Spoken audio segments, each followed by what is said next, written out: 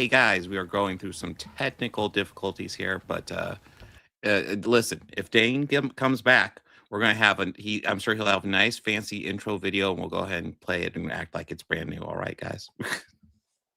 How's everybody doing? Yeah, pretty good. We had a bit of a hellish start to the week, but feeling better now. Good to be here with you guys. I'm eating pizza, so that's why I'm not on camera. And I just got my hair cut, so it's a pretty good day for me. Eating pizza. Where are your priorities? The pizza is the priority. Come on. God, food. Come on. But yeah, we definitely have some fun stuff to cover that should be fun. Wait, that's not what I want to click on. Oh, yes. Oh, okay. So yeah, I had something kind of fun to go over. It was something my daughter found, and I thought it might be fun to go over it because I just find it hilarious. You guys know who Elmo is, right?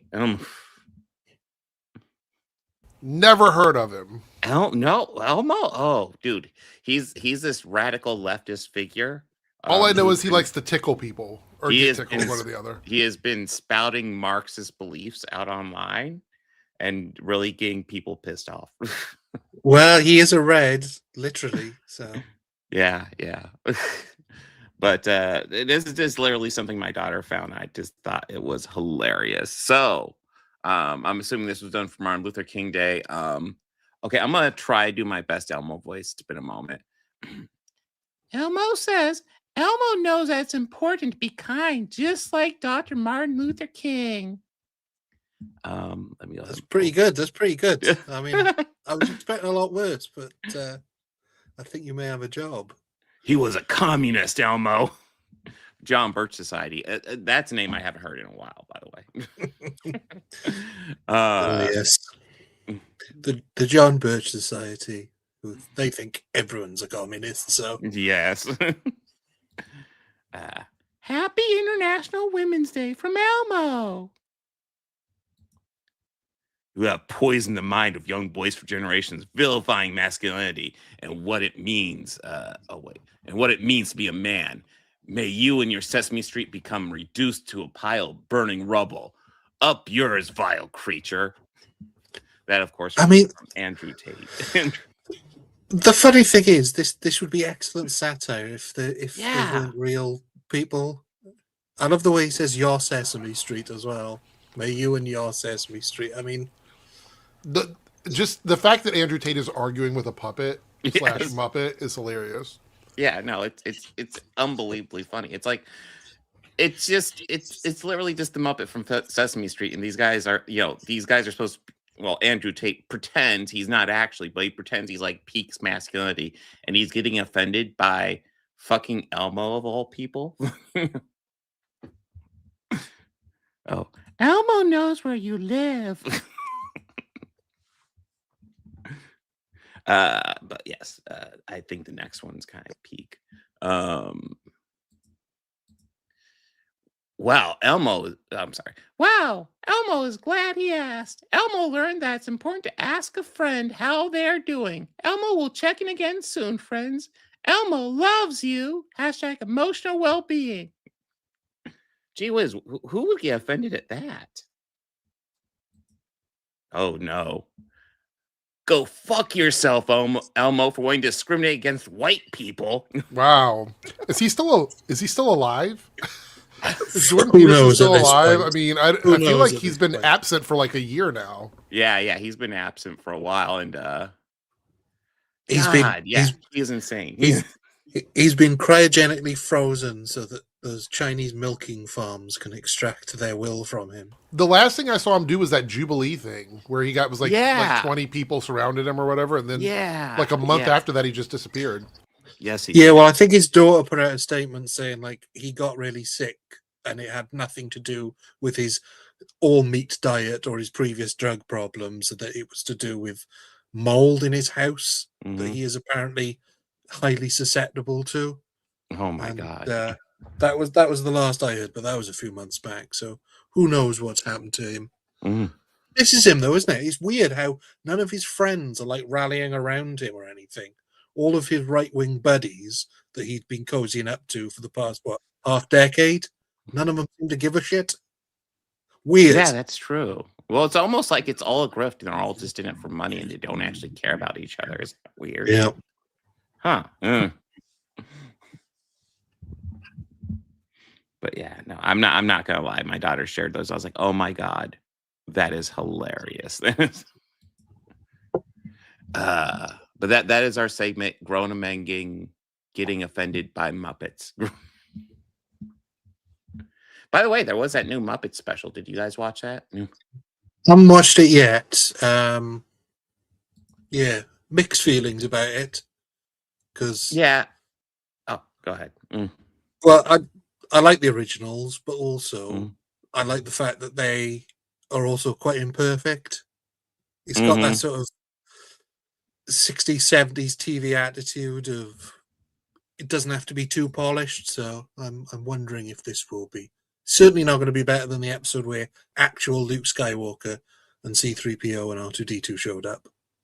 I did watch it. And I would say if you're a fan of the original Muppet Show, it's probably right up your alley. It doesn't really do anything new per se, but like it other than better picture and stuff like that. But like it's kind of just the same vibe. And they're doing kind of very similar thing. And I know it's a point of contention, but I sort of agree with Julian Floyd in the chats. I'm not a fan of the Kermit voice, and I know there are plenty of defenders who will say that yes, the voice is different, but then so was the last guy's voice who took over from Jim Henson, and yeah, it was different, but it was also similar enough. Whereas the new guy is almost completely different from Kermit. It's jarring. It's something that I would have to get used to. But like kids watching it, obviously not going to have a problem with it. Yeah, I mean, I'll be honest. I don't really have an issue with it. I think it works. Is that an issue with things like that, though? I mean, going back as far as the real Ghostbusters, when Arsenio Hall was the original voice of Winston, and then they swapped him out, and things like that have always bothered me. So maybe it's just a me thing. But well, I mean, it also depends. Like sometimes it'll bother me, and sometimes it doesn't. I'll admit, Kermit is one of the ones that doesn't bother me. But yeah, sometimes there'll be like a tone difference, and it'll throw me off pretty wildly. But yeah, I think it's okay. Let's see. Am I gonna get technical problems now?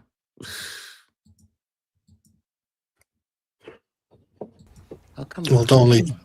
Not to jump back a little bit, but I just checked on Jordan Peterson, and it's true. He has not made any public statements or anything since last year.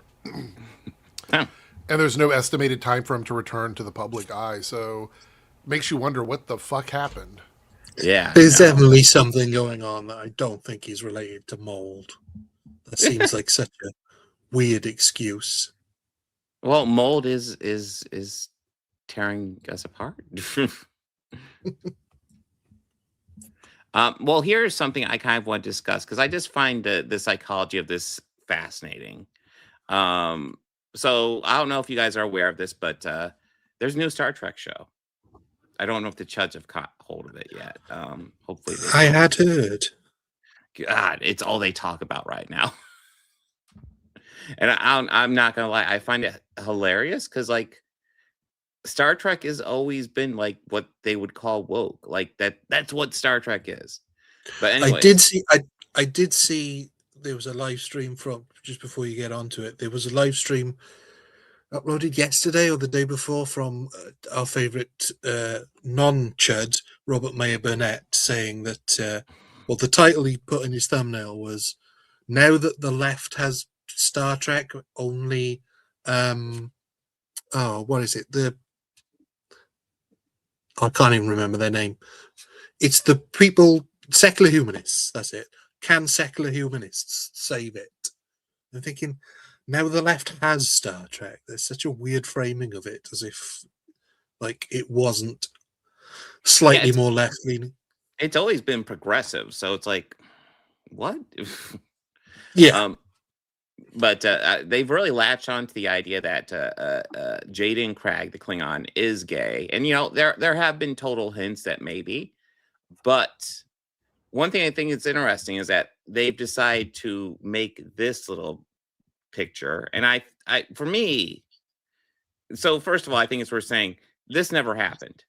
This is not a scene from the show. They had to artificially create this, and in my head, I see this, and I'm like, what's in the psychology of these guys to think, oh, I need to make this. I need to see this and share this with the world so I can get offended at it.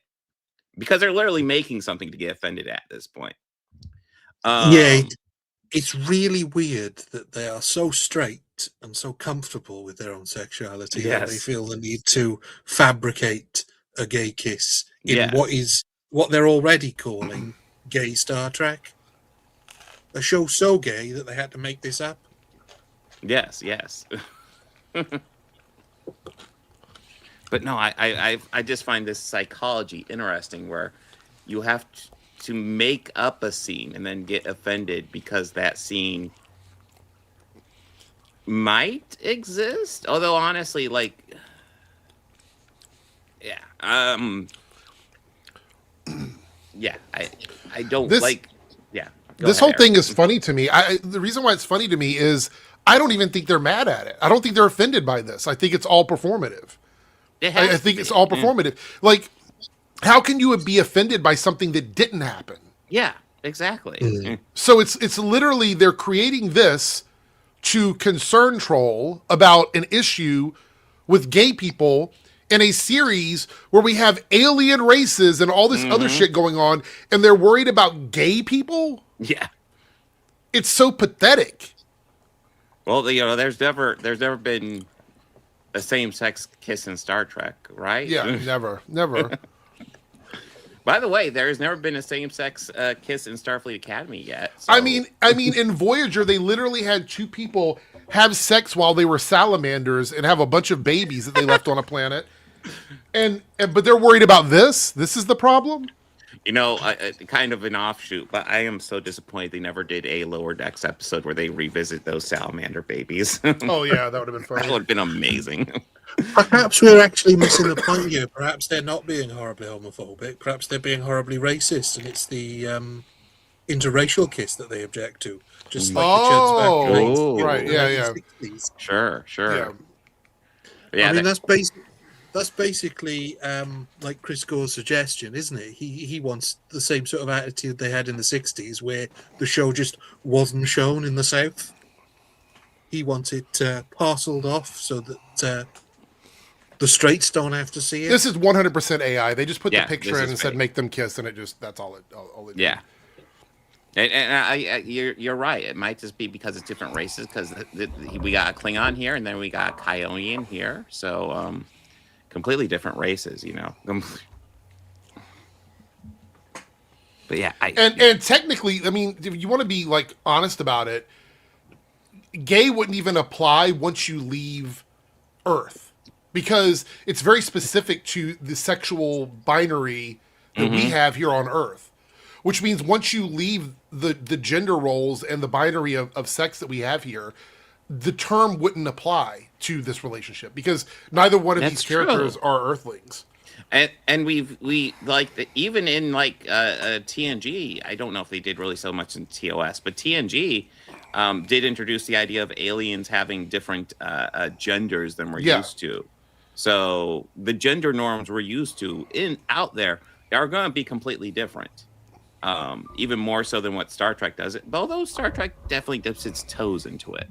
I mean, I think it's okay to do allegory, but to basically claim it's gay is, I mean, you're willing to believe all of these other different societal differences in all of these races throughout space, but then you have to apply a label that we have here on Earth for sexuality. It just doesn't, like, does that mean that everyone has Ponfar? Is that just something that's applied to everybody? You know what I mean? Like, that's what I'm talking about. It just doesn't make any sense from a biological standard. Well, yeah, I mean, going back to like Voyager, Torres was half human, half Klingon. I Mm-hmm. mean, you can go back even further. Spock was half human, half Vulcan. Apparently they're okay with two completely different species, or actually not species, but intergalactic races, interbreeding in ways that definitely defy God, because the Bible does not say that man can lie down with a Vulcan. Right. What? So the issue they have here is that, and I said this on my video, none of these characters have said explicitly that they are gay, that they're homosexual, they're bisexual. None of them has said that, because to be quite honest, it doesn't make sense for them to narrow it down that way in the future. And to assume that these characters are gay ignores any sort of sexual fluidity that they might have within their own species. We don't know what that is. What if we have a character that can shift back and forth between a quote unquote male and female biology to the point where it's a unnoticeable change? Literally, they can be a man or a woman in gender, or male and female in biology, and you wouldn't know the difference, right? Well, here's one for you. Yeah. Jadzia Dax. Is it gay if she kisses a woman Right. or a man? Right. These are the questions that you would have to ask, but these people are too stupid to even think of it that way. Everything for them has to be dumbed down in the most laziest way possible. They don't need to watch Star Trek, because they can't even understand what they're watching, to be quite honest. Yeah, That's true. The whole point of Star Trek was exploring these deep, complex issues about humanity through the lens of sci-fi space fantasy. It's literally too smart for you, bros. Like, just tap out. You don't get it. You don't get it. So as I was saying, with Jadzia Dax, a character that is a female and a male at the same time because of the parasitic relationship, what sexuality would it be with that? And Ryan also probably had relationships with different races and different species of all types throughout their lives. Mm-hmm. Because I don't even think they would be a gender. It would be a they. They would be, this symbiotic being would be a they. Yeah. I mean, Probably, there's a perfect example of what a they would be in Star Trek, is this character that is two characters, essentially. Well, actually, their chromosomes and their SRY gene was blah, blah, blah. Like, shut the fuck up.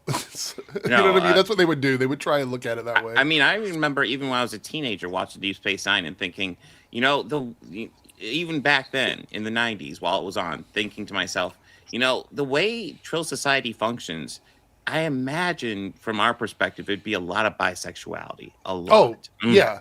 Well, but my point would be, like, to what you're saying, Bob, is, we might look at it as even pansexuality or something like that. More accurate, yeah. But to them, that word wouldn't be necessary, because they probably don't think of sexuality that way, if that makes any sense. Yeah. Imagine you live in a society where everyone is capable of being in a relationship with each other without any sort of restrictions. Then you wouldn't have names for sexuality. It wouldn't exist, because there would be no need for it. Just like the fact we wouldn't have a reason to call something heterosexual if everything was just on the table. Then everybody would theoretically be pansexual, and then pansexual wouldn't matter. The word wouldn't mean anything at that point. So that's why when we start talking about this stuff, it's a lot deeper than, two guys were kissing and so it must be gay. Like, that conversation doesn't even make sense. No. I mean, how do you gender the shapeshifters? Obviously, because it's a real person playing him. Odo is ostensibly male, but also he's a puddle and what of a water. male. He lives in a bowl. Like, that's where he lives. Lives in a bucket. So, what gender is that bucket of shapeshifter fluid? It's such a weird argument to have, and it's such a strange thing for them to get stuck on. And they're grifting hard on this. This is probably their biggest grift right now is Starfleet Academy. They're really, really, really going after the show. And and I can't. Go ahead, Ryan. I can't remember. I think I've just said this on Discord, but it's because they've got nothing else. No, there's nothing else. There's Night of the Seven Kingdoms is a unarguably good show. It's really hard to pick that show apart. I did say on my stream that if Dunk were a woman, they would have every reason to go after it. But since Dunk is a white guy, cisgender, they have no reason to go after it. There's not enough diversity in that show. Think about it. Like there's the one character that was diverse, spoiler alert, got hurt a couple episodes back, and now we're probably not going to see her again, at least not for a while. Because I think she left and went to another part of the world. So that character's gone. Everybody else is white and mostly men. So there's not a lot to complain about. This is the only show they have at the moment. It's the only thing. It's the paradise that Critical Drinker lived for. Yeah. They got what they wanted. They got what they wanted. A society of mostly men with huge dicks. Oh my god. That shit behind trees. So just going back to Starfleet Academy, although Night of the Seven Kingdoms is awesome, but Starfleet Academy, one of the things I want to talk about, point I want to make, Jaden Cragg, he's not a typical Klingon. That's established in the 4th episode, which is my favorite so far. But it's worth pointing out that that's pretty much Star Trek's bread and butter. People who don't quite fit into the mold. Spock is not your typical Vulcan. Worf isn't even your typical Klingon. Odo is not your typical fascist shapeshifter. So many characters in Star Trek just don't fit the mold that they're expected to. Right. Just like Jaden Cragg. So like, yeah, he's pretty much your typical Star Trek character. But yeah, I just want to make that point. It's a good point. Yeah, I mean the whole premise of the show is that it's people originally who are not typically on TV in the roles that they were in. Mm-hmm. You got the Russian, who introduced later on, but still having a Russian on board that spacecraft at that time was unthinkable. Yeah, it was making a statement. Heck, back in the day, they did the they did the episode where they actually fought Nazis, like literal Nazis. And even back then, it was a bit questionable to be doing that because it wasn't that far away from World War II. And yeah, they still did. Well, that. like I said, the Chuds have got absolutely let's nothing. The Chuds have got absolutely nothing, so they have to fix it on Star Trek Academy, Starfleet Academy. Because, as Eric said, the Game of Thrones is doing well. Fallout. That second series. Yeah, they ignored Fallout. There's a lot of stuff they could have gone after in Fallout, but they didn't. They ignored it because it was well received, so they ignored it. Yeah. Yep. So the other thing, a couple other things I pulled up.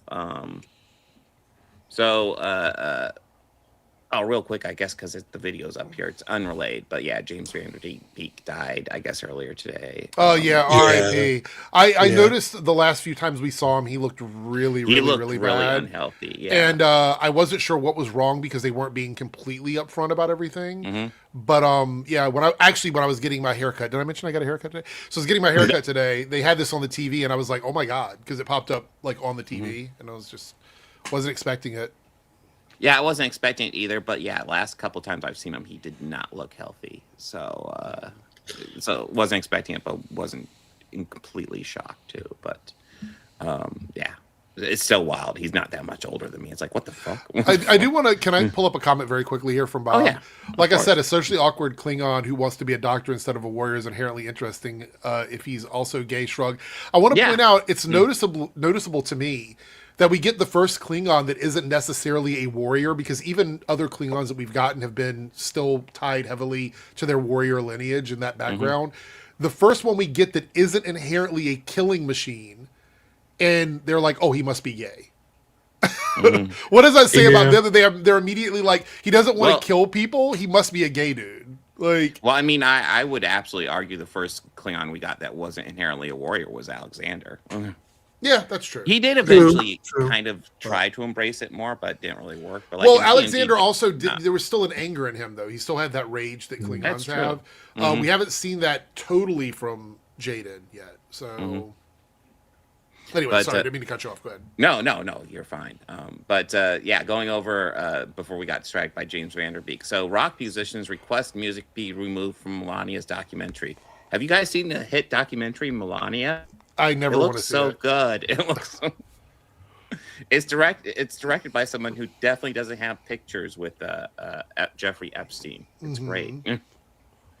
So apparently Melania documentary, I don't want to stress, most expensive documentary ever made, $40 million budget, $35 million on marketing. They pumped money into it. And also I think the largest amount of money a person was paid to make a documentary about them, because Melania was paid for the documentary. So, but apparently they decided to cheap out on the music. So that apparently Radiohead's Johnny Greenwood and director Paul Thomas Anderson have requested the removal of their music from the film. From film Phantom Thread from Melania. Yeah. Yeah, I did hear it. I only caught the sort of beginnings of this story. They used to score from another film and didn't think they'd needed to pay for it. Yeah, I think they were hoping nobody would notice. It's like, guys, you're putting $35 million into marketing this thing. It's going to get out there. I just find it absolutely fucking bizarre that they would pump this much money into the documentary and not think, hey, let's maybe, throw $20,000 at a composer and have him make music. Well, didn't we? I don't know if it was over here. I do so many streams now, I don't remember. But I think we talked about the fact that this is literally a like kissing of the ring from Jeff Bezos to Trump. So I don't think they cared about any of this other stuff. They just needed to get it out so they could justify giving the money to Melania. Because even though Melania got that money, trust and believe that money was for Trump. That was money for Trump. Oh yeah. So I think they just wanted to hurry up and get it out, and that's kind of where we're at now with this, honestly. No, I just find. Go ahead, Ryan. If you want to hear possibly the best review of a film I've ever heard, everyone should check out Mark Kermode's review of Melania. It is eviscerating from start to finish. Did he actually review it? Yes, he did. Yeah. They received an offer of a donation to a charity of their choice if he would review it, and he did. And he said it was only him and two others in the screening because, unsurprisingly, very few people over here are interested in it at all. In fact, the number of people over here that are interested in it is probably the same of number of people who are legitimately interested in it in the US and that are not being bought in and paid off. But do we have a Dane? Am I audible? Yes, you are. Yes, you are. Yeah. Hell yeah! Does it sound like complete shit or what? It's a little shitty, but it's functional. Well, I'm on my phone. I apologize. My phones suck. Yep. Well, hopefully I won't have to be on it next time. But yeah, man, I could not figure out how to get my shit working today. I don't know what the hell happened. But anyway, what are you guys not talking about? Kind of bullshit's going on. We are just finishing up talking about the Melania soundtrack, the artists removing their music from the soundtrack. Oh. Did they, they could have just replaced it with their new musical hero, Kid Rock, and like that song that he had that one time on Osmosis Jones. Yeah. That's a good one. Well, funnily enough, one of the points that Mark Kermode makes in his review is that they use needle drops without being completely aware of the intention of the song. So at one point they use the Rolling Stones' Gimme Shelter, and there's certain lyrics within that song that are very appropriate for the documentary without them realizing. It's like a habit with these people, right? Like Rage Against the Machine and stuff like that. They like fundamentally can't comprehend that songs mean other things besides the obvious thing. Like, well, even that's the trouble though with "Gimme Shelter." It's the obvious thing. There's the repeated lyric of rape, murder over scenes of Trump, which is just perfect. It's brilliant, actually. I mean, maybe she was maybe trying to make like an anti-Trump little protest video or something. Yeah, coded signal. Yep. And don't worry, we'll get there. We got a couple things to cover, but I imagine she's like, I know y'all are just moving off of this, but I just I bet she's like secretly, or maybe not even secretly, just like, I hope this shit takes him down because I want my money and I want out of this shit. You know what I mean? Because she almost certainly she's the lucky one, I think, based on what we can tell about how she was introduced to Trump and everything via Epstein, it seems like, and a modeling company. Like, that's the lucky version of what all the other unlucky girls experience. That, you know what I mean? that went through this trafficking ring. So like if Trump hadn't taken a liking to her or whatever, then I imagine she could have just ended up like any of these other little young girls that are were trafficking stuff. So I don't know. Yes. Yay, trafficking conversations. And all it cost was her soul. That's all it cost. Yeah, it's magical. Well, speaking of right-wing music, did you guys go see Kid Rock's lip sync extravaganza? Yeah, Bob, I shared in chat. I don't know if you saw that Drive link that I shared. There's plenty of links in there. There's a couple of them about the Kid Rock thing. There's one from him performing another time recently. That's just like, yeah, it's all embarrassing. Yeah. I watched some of it. Mm-hmm. So he denies it's lip syncing. I'll attempt to do a little clip that won't get us claimed, but like you can look at it and see. Well, actually, hot take. I believe him. I think he's telling the truth. But doesn't mean that it's good because so I watched a clip of him talking about it. It might just be technical issues, but it is. But I mean, it's still you're also just Kid Rock and you're terrible. But like that's not the lip syncing. It does look like lip syncing when that's not what was happening. But yeah. Mm-hmm. So like he did a stream or a little video yesterday or whatever where it's like a coke video. Go ahead, sorry. Okay, let me go ahead and pull this up. But yeah, you can definitely see.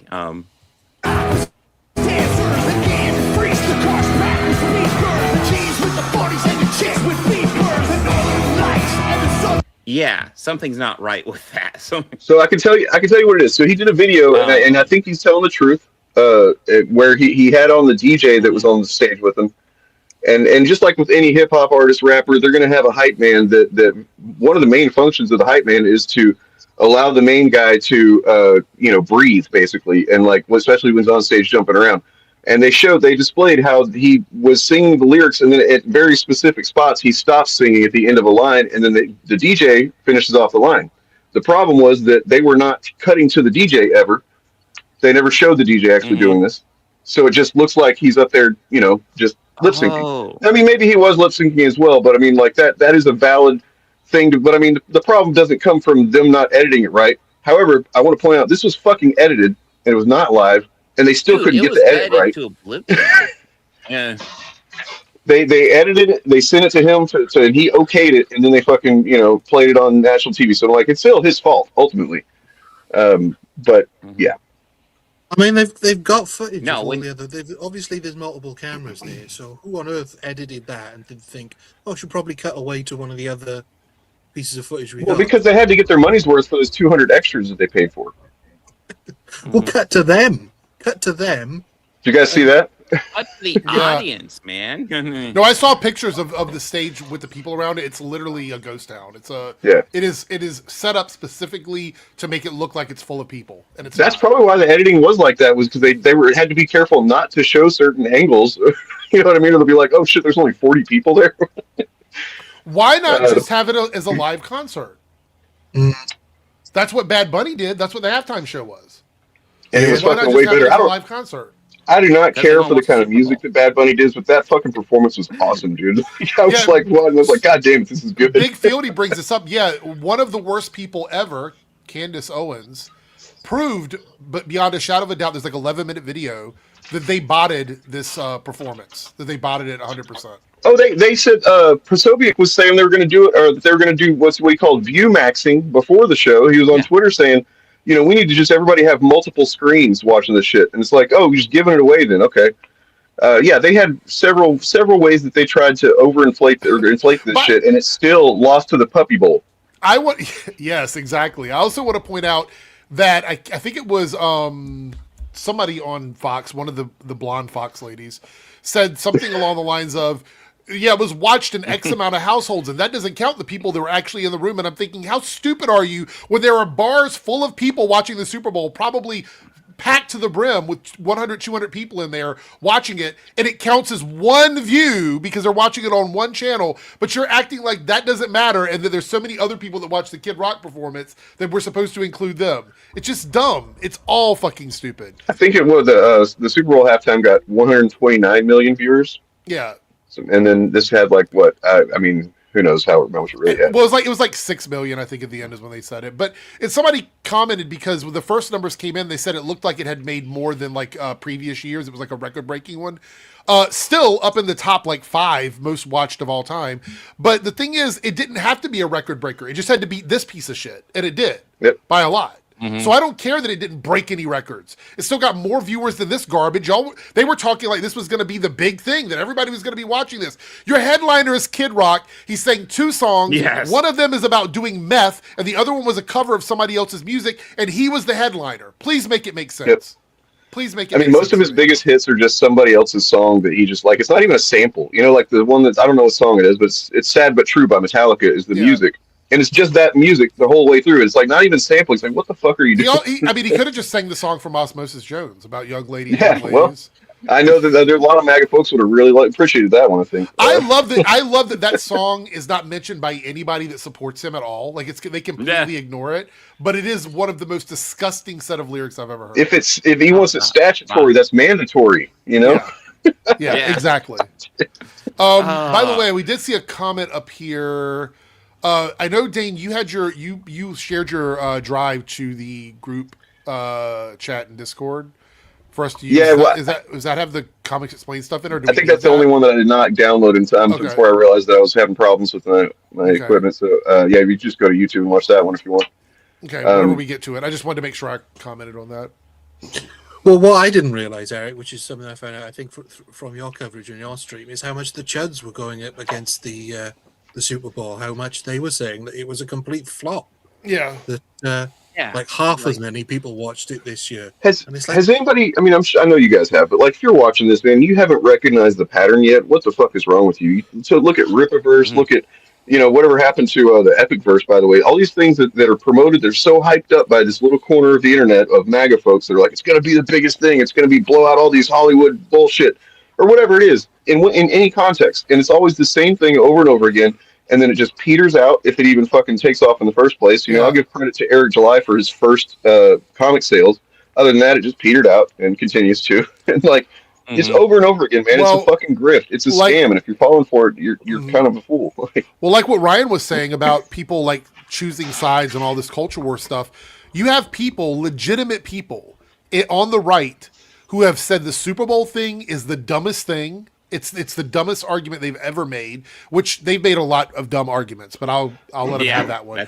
But you have people like Nick Fuentes. Keep in mind, we all know about Nick Fuentes, who literally said he's no longer a white nationalist because of the Super Bowl. He's like, I don't associate with these people. I'm not playing political games over everything. I don't give a fuck about the Super Bowl. I don't give a fuck about somebody speaking Spanish. I don't give a fuck about Bad Bunny. Like he did like a 10-minute rant about how this particular thing, this Super Bowl thing, was he called it losers and idiots is what he said. It's a bunch of losers and idiots. And I'm like, look, I'm literally not a Nick Fuentes fan at all. I think he's a piece of shit garbage human being. Yeah. But he's at the infighting shows that this concerted effort they're making to push this messaging isn't vibing with everybody.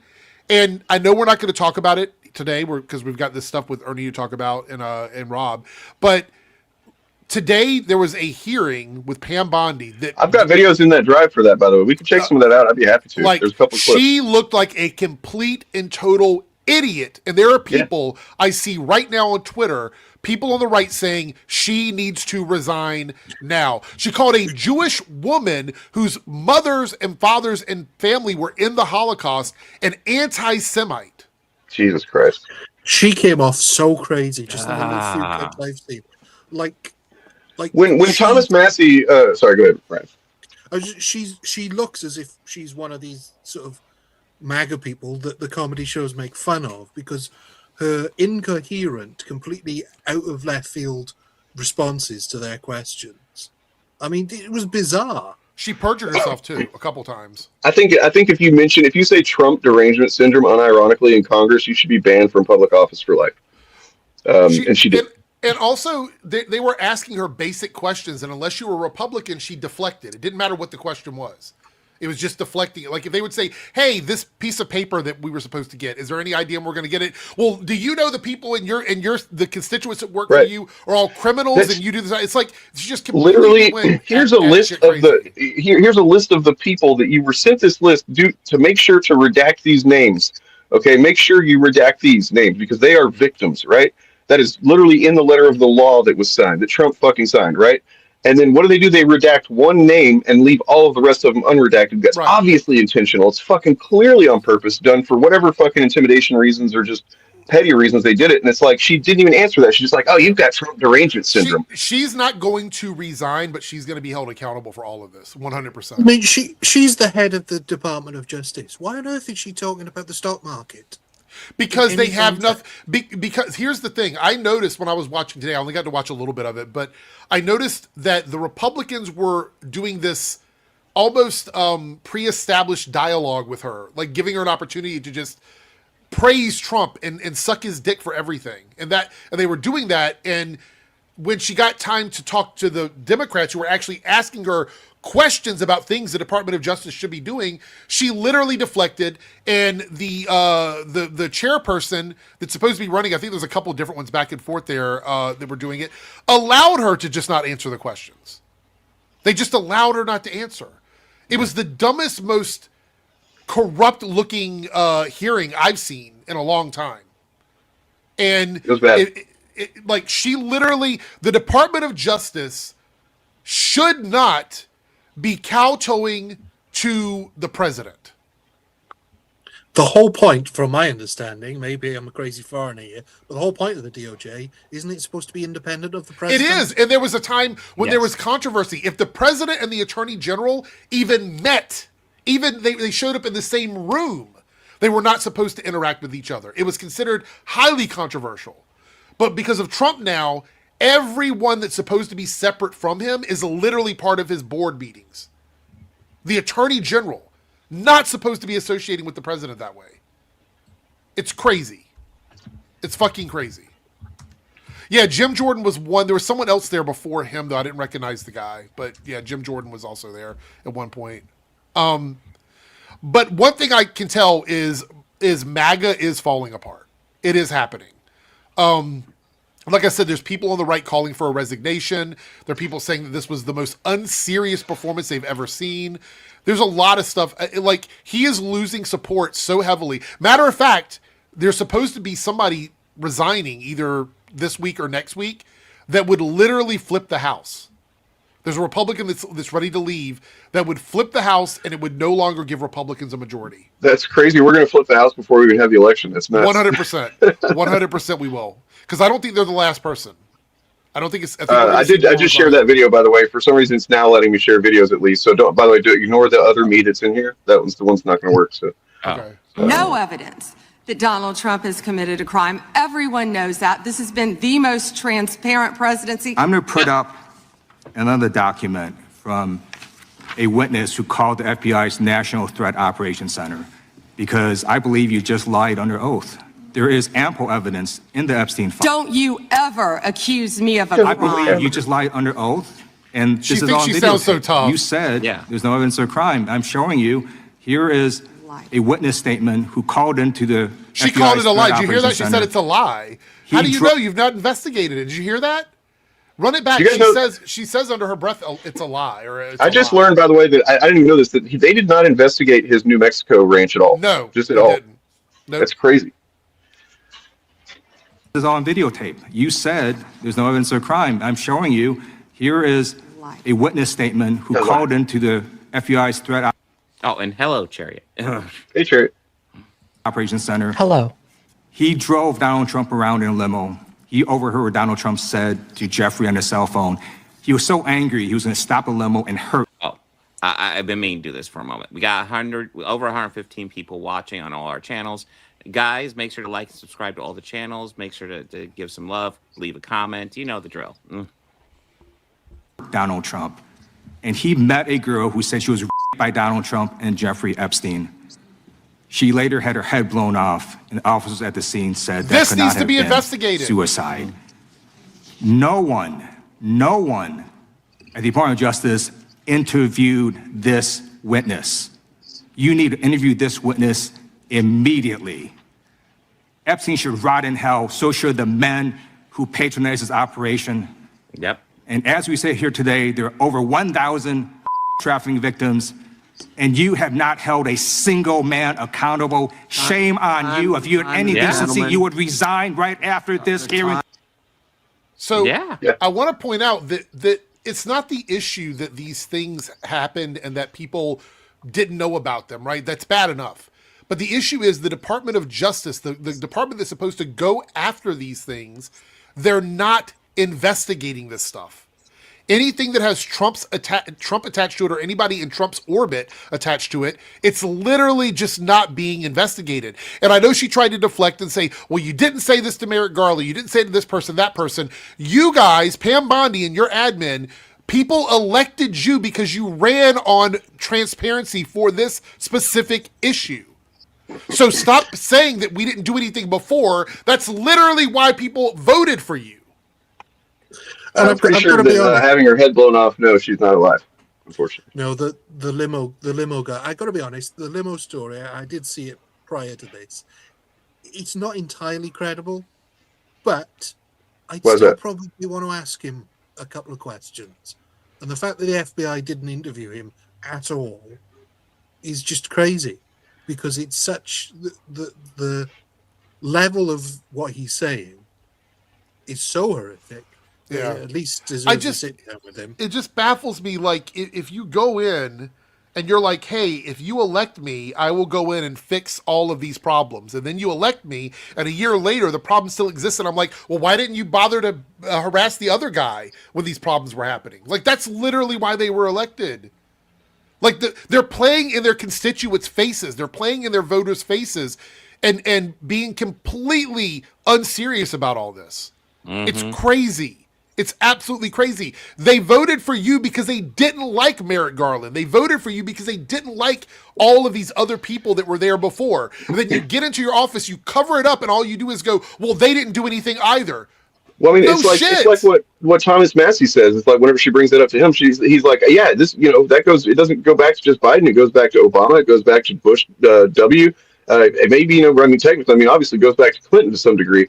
And it's like, I mean, yeah, we don't just give up on pursuing things that matter because somebody didn't do it already. You know what I mean? Like, you don't just get to go, oh, well, they didn't, it's just such a fucking, like an immature child's response to any kind of accountability.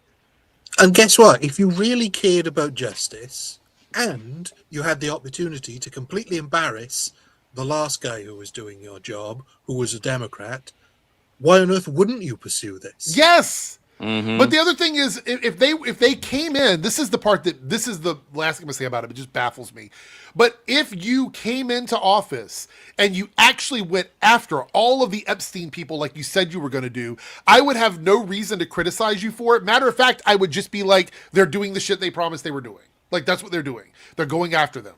And I applaud that. Go after the Clintons. But if you're going to go after the Clintons, go after Trump. Go after Nutlick. Go after all of these guys. If you're going to go after one person in the file, go after all the people in the file. All of them.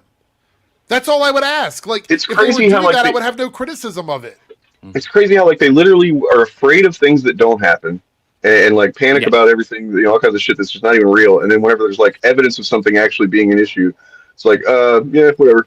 You've got the largest sex trafficking ring possibly ever in front of you, and you're like, but the stock market, look at the stock market, look how good that's doing. We don't give a fuck. We've had an up and down stock market for a year now. We don't give a fuck. We want people held accountable for all of this awful shit. We're finally getting to see it. We got just a portion of it.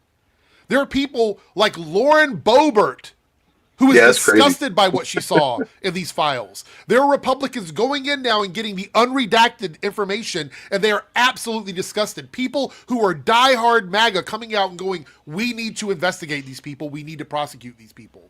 That doesn't happen when there's nothing there. It doesn't happen when it's a hoax. When you have people that were on your side up until the point that they got to see the shit that you said that there was nothing there, and there actually is something there, and they start going, hey, this is not good. We should probably do something about this. When you have the true believers saying that, and you have people like Marjorie Taylor Greene resigning from her position, resigning from office over this, it's a big deal. And they know it is. That's why Pam Bondi wouldn't answer any questions. She deflected every single Epstein question. And you can tell that's their tactic for any time they're dragged in front of Congress. That's what clearly Trump has told them. That's what they've all agreed on doing. Let's just like fucking clam up, don't say anything. And then you have Ghislaine Maxwell, yesterday saying that she pled the fifth the whole time. The whole thing. Anytime the Republicans bring somebody in front of it, it's just a fucking clown show. It's all for performative sake. They don't actually ask anything that matters. They don't get any questions answered. It's fucking ridiculous. Yeah, I do want to answer a super chat quickly before we. Oh yeah, we did get one. Yes. Cosmic Reader here for the 99 super chat. Thank you for being here and thank you for the super chat. So proud of the Latin American representation of the Super Bowl, but you know what would have been a funny way to piss off MAGA next year? K-pop in the Super Bowl. Yeah, I'm down for it. Yeah, 100%. Sure. I love K-pop. I love 50/50. I love Cat's Eye. I love all those bands. They're all great, and even Huntrix. I know they're not real, but I guess they are real. They're real people, but it's a band from us. Oh, do you Soda Pop? Yeah. No, absolutely. And the thing is, they tried to say it was disgusting, and then it was promoted gay people when there's literally a heterosexual wedding in the fucking show. That's so crazy. The weirdest thing for me was all the complaints that it wasn't in English. It's like, are you not familiar with what music is? Like, also, you're not familiar that Lady Gaga did an entire song in English in the well, show? that too. But the other thing is, somebody made a good point. They said, would you call someone here from Argentina or Italy or something and then force them to sing their songs in English because they're in America? Or say, for example, one of their favorites, Kid Rock, goes over to Germany. Is he then forced to perform all of his music in German? These complaints make no sense at all. They make no sense whatsoever. I just think back to when they had that ridiculous FIFA Peace Prize ceremony and they had Andrea Bocelli singing in Italian. They weren't complaining then. Trump was there not complaining. Well, I mean, because it's obvious that all of this shit is just as with anything they do. It's just distraction from the stuff that really matters, and that's what's stuff that was going on today. Is what matters, and holding this administration accountable, not letting, even if we can't literally hold Bondi or Trump accountable right now, we can't fucking just stop talking about this stuff. What's funny, Dane? Can't let it go. They knew these hearings were coming up. And if you think about it, if you want to put your tinfoil hat on, is it possible that they stirred up all this drama about the Super Bowl just to hide the news cycle for the hearings that are happening this week? Because I would put money on it. At this point, what we know by now of learning about this stuff and looking into these guys that we've looked into all these years, I'd put money on it. Yeah, they still don't know that Puerto Rico is a U.S. territory. I saw them saying deport Bad Bunny. So literally, somebody was, I don't remember what, but it was a Facebook group, and I was commenting. Somebody was like, "Oh, they should have an American, do the super the halftime show," and I said, "Well, Bad Bunny is a U.S. citizen," and the first reply I got was, "Dude, you need to look it up. Bad Bunny isn't a U.S. citizen. He's born and raised in Puerto Rico." And I was just like, "You know nothing." Wow. But no, I mean they're citizens, but they aren't represented, and they are taxed. So it's a whole. We really just need to make a mistake, honestly. Well, actually, Puerto Rico they've done the votes multiple times, and I know essentially they've come close, but they've consistently vote against going to statehood. Okay. There are reasons. I remember researching it years ago. I don't remember exactly what, but there are reasons not to go into statehood. That being said, if Bad Bunny were to leave Puerto Rico and go to any state, then he's just a normal citizen. But I would also say the issue of Puerto Rico, for national elections mainly, all the territories, for national elections, at least for president, their votes kind of don't count. I also say that Afrobeats, bring some African into it. That would be great. Did we want to talk about the stuff with Comics Explained? If we have that ready, I guess. Yeah, I got downloaded. Okay, I didn't know if you had anything specific. I was like, well, we just did the video. Yeah, so Space and Goats with a $5 super chat. Thank you so much. They stirred things up when it was announced about Bad Bunny. I don't like saying everything is racist. everything like the racism is a cover up for Epstein. I don't like saying that either, but I think you have to understand they don't see it like that. Like they don't look at it like we need to make a racist controversy. They're just like, what can we do in our controversy to cover up something else? So when Trump tweets out something racist, it could be because he's a racist, or it could be because he's a racist and he was trying to cover something up. I actually have a theory about that racist thing that he tweeted the other day, what that was about. Because if you looked into it, that was actually attached to the end of another video. It wasn't even the video they were saying it was. It was a separate little clip. The video that was a fucking fake news, bullshit about elections being rigged in 2020.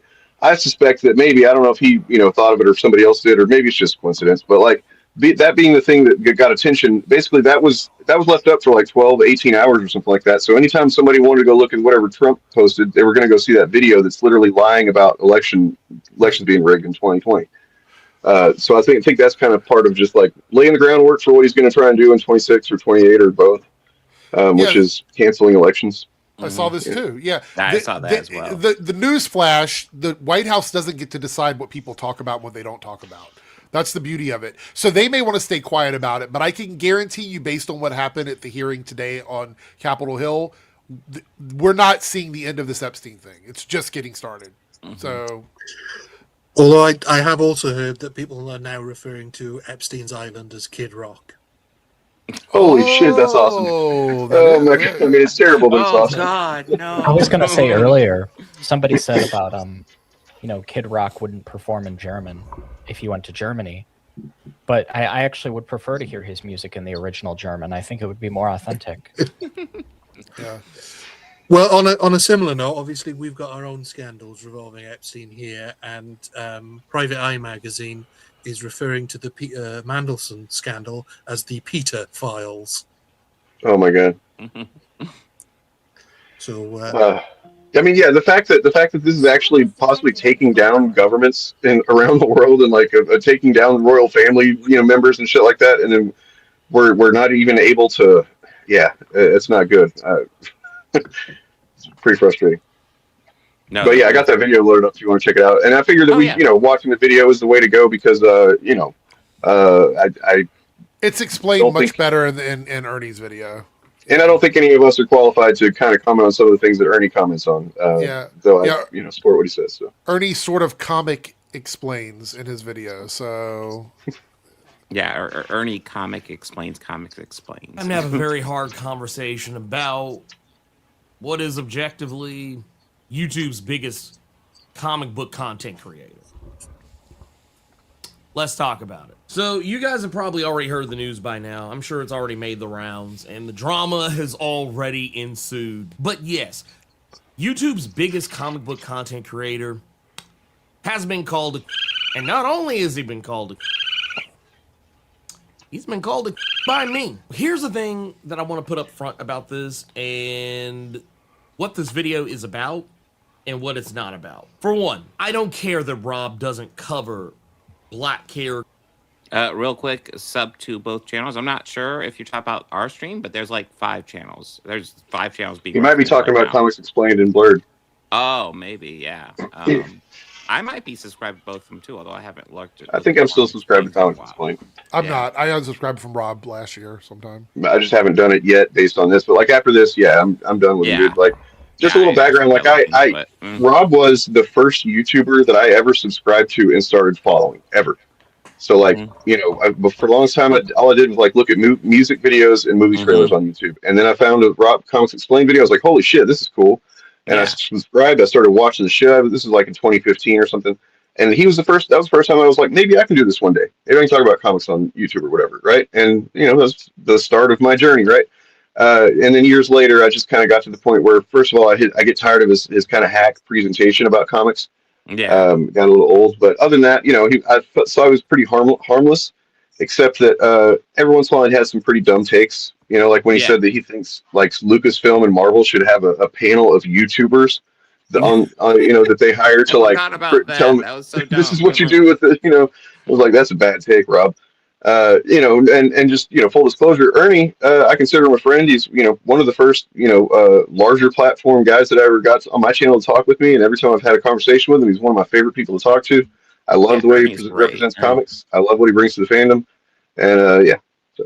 Here, I'll go ahead and show what I've just done real quick.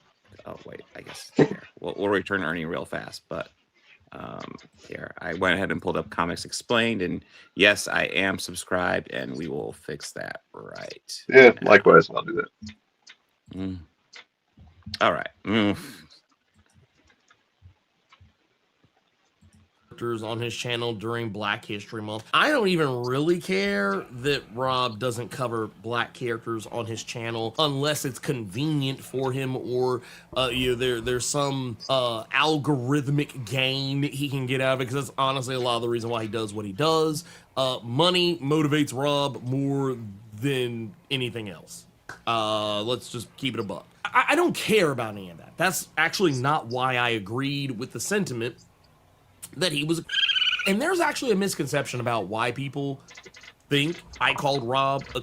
There's actually even some misconception on Rob's part as to why I called him a. And for anyone who was wondering, yes, I have actually spoken with Rob in the time that all this has gone on. I actually tried to reach out to him before I made my statement publicly defending him from allegations of such, and he kind of blew off the whole thing as if it didn't really matter, or he didn't really actually care. Like, he literally chuckled it off with like, oh, LOL. Let's get that out of the way first. And after I defended him from allegations of because he does not, you know, quotey fingers, represent or support black characters, evidence to the contrary came out of the woodwork, so to speak. In a Threads post that I put up. So real quick, this is one of the things that Ernie is getting some dumb pushback on. I saw on Reddit, just a few people. The most people are kind of in his camp on this, from what I can tell. But like, so because he had this first video that he put out where he was actually defending Rob from, you know, accusations of, I'll just say, not giving a shit about, you know, black characters or anything like that. He was saying he doesn't have to cover them for, you know, and blah blah blah. Then he got new evidence. That's the thing. Some of these people are not recognizing. You know what I mean? Like, then he was alerted to other things that he's about to talk about. But some of these people think, oh, he made that first video, then he's flip flopped and changed his mind. He's just wanting this for, you know, clout or whatever. He's doing this for clout. It's like, fuck you, man. Learn what evidence does. Yeah. In video format, mind you. Someone pointed out to me that Rob follows white supremacists. Oh boy. Nazis. There were people, when I talked about this publicly online on Nerds of Culture just this past week, there were people who tried to come to me and to his defense saying that, oh, well, you know, he's probably only doing it for research, or you know, he's probably only doing it for this, that. And this is one of the main reasons I wanted us to talk about this, because I think we can probably better than most speak to this idea that, you know, Rob defends himself and the other people did, that, you know, he needs to keep an eye on what these guys are saying. Even if he doesn't always agree with them, they might have something that, you know, he'll get to it. But like, I don't subscribe to any one of the motherfuckers I've ever fucking criticized as far as their like Phantom Menace, Comicsgate. Not a single one of them. Look, I'm not subscribed. Oh, look. You barely even have to watch a full video most of the time to you know, properly debunk bullshit. I think Eric, you probably speak to that. Like, yeah, they say the dumb lie usually in the first part of the video, and then the rest of it's just fucking spinning the wheels saying by dumb time shit. you're like 30% in, there's nothing really left that they can say. So, and you don't have to follow them, because believe me, we get people sending us this stuff. We get people, you know, tweeting at us, tagging us, saying, "Hey, have you seen this? You're going to respond to this." Like, you don't have to subscribe to them as long as you've identified yourself as somebody that gives a shit and wants to push back against them. They're going to hear about it. Dude, part of the reason I started covering them was a lot of their arguments were getting into my fucking comments. I'm like, what the fuck argument is this? Like, and I was trying to figure out where it was coming from. Then I figured out it was from these dipshits. You don't have to follow them to get that. You don't. I mean, you're probably not wrong. I hate to see that happen, but Jesus Christ. Honestly, I get the impression that he was sort of looking for an invite anyway, because There's no other reason to follow them, especially not their Twitter accounts. You don't need Well, to it's not follow just them on that. Twitter. As Ernie explains, he went and checked, down. Basically, they're toward the beginning of his follow list, which tells you that he started following them pretty early on his Twitter. So for them to be, guys that like, oh yeah, I gotta follow them. Like whenever I'm starting an account on Twitter or something, I'm like, who are the comic book creators? Who are the YouTubers that I really fucking enjoy and want to hear from and stuff? Like, those are the first few people I'm going to follow. Mm-hmm. Yeah, but he said that he's only been following them for 6 months, which is even worse because He's either lying or he's. There's no legitimacy for following for the last 6 months when, Hey, quite frankly, want they're y'all on their way out.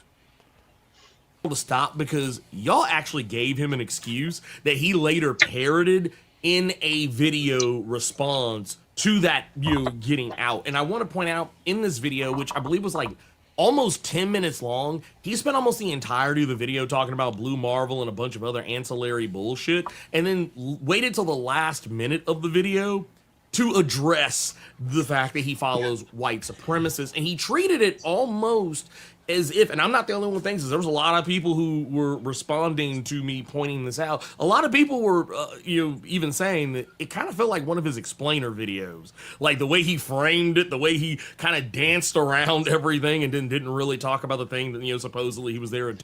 Dude, that's literally one of the reasons I stopped watching his content, because he would have a video that's like, oh, this crazy thing happens in the title, and I'm like, whoa, what? Watch it, and he'd like get to it maybe at the end, and it would kind of barely even talk about it. Yeah, pretty clickbaity shit. Talk about, but at the end of it, when he did actually talk about it, and I want to make something clear here, I personally addressed him before giving my opinion on this. And I'm gonna tell you, matter of fact, before I tell you what he said in that video that didn't make any goddamn sense, let me talk to you guys about what actually happened in that DM exchange. Basically, to start the whole thing off, on February 5th, I said, hey, caught a glimpse on Twitter, all the shit going on over there. You good? ? And once again, he messaged me like a few hours later saying, always, LOL. Now, this is before I found out that on Twitter, he follows very well-known white supremacist, Gary, is it Belcher?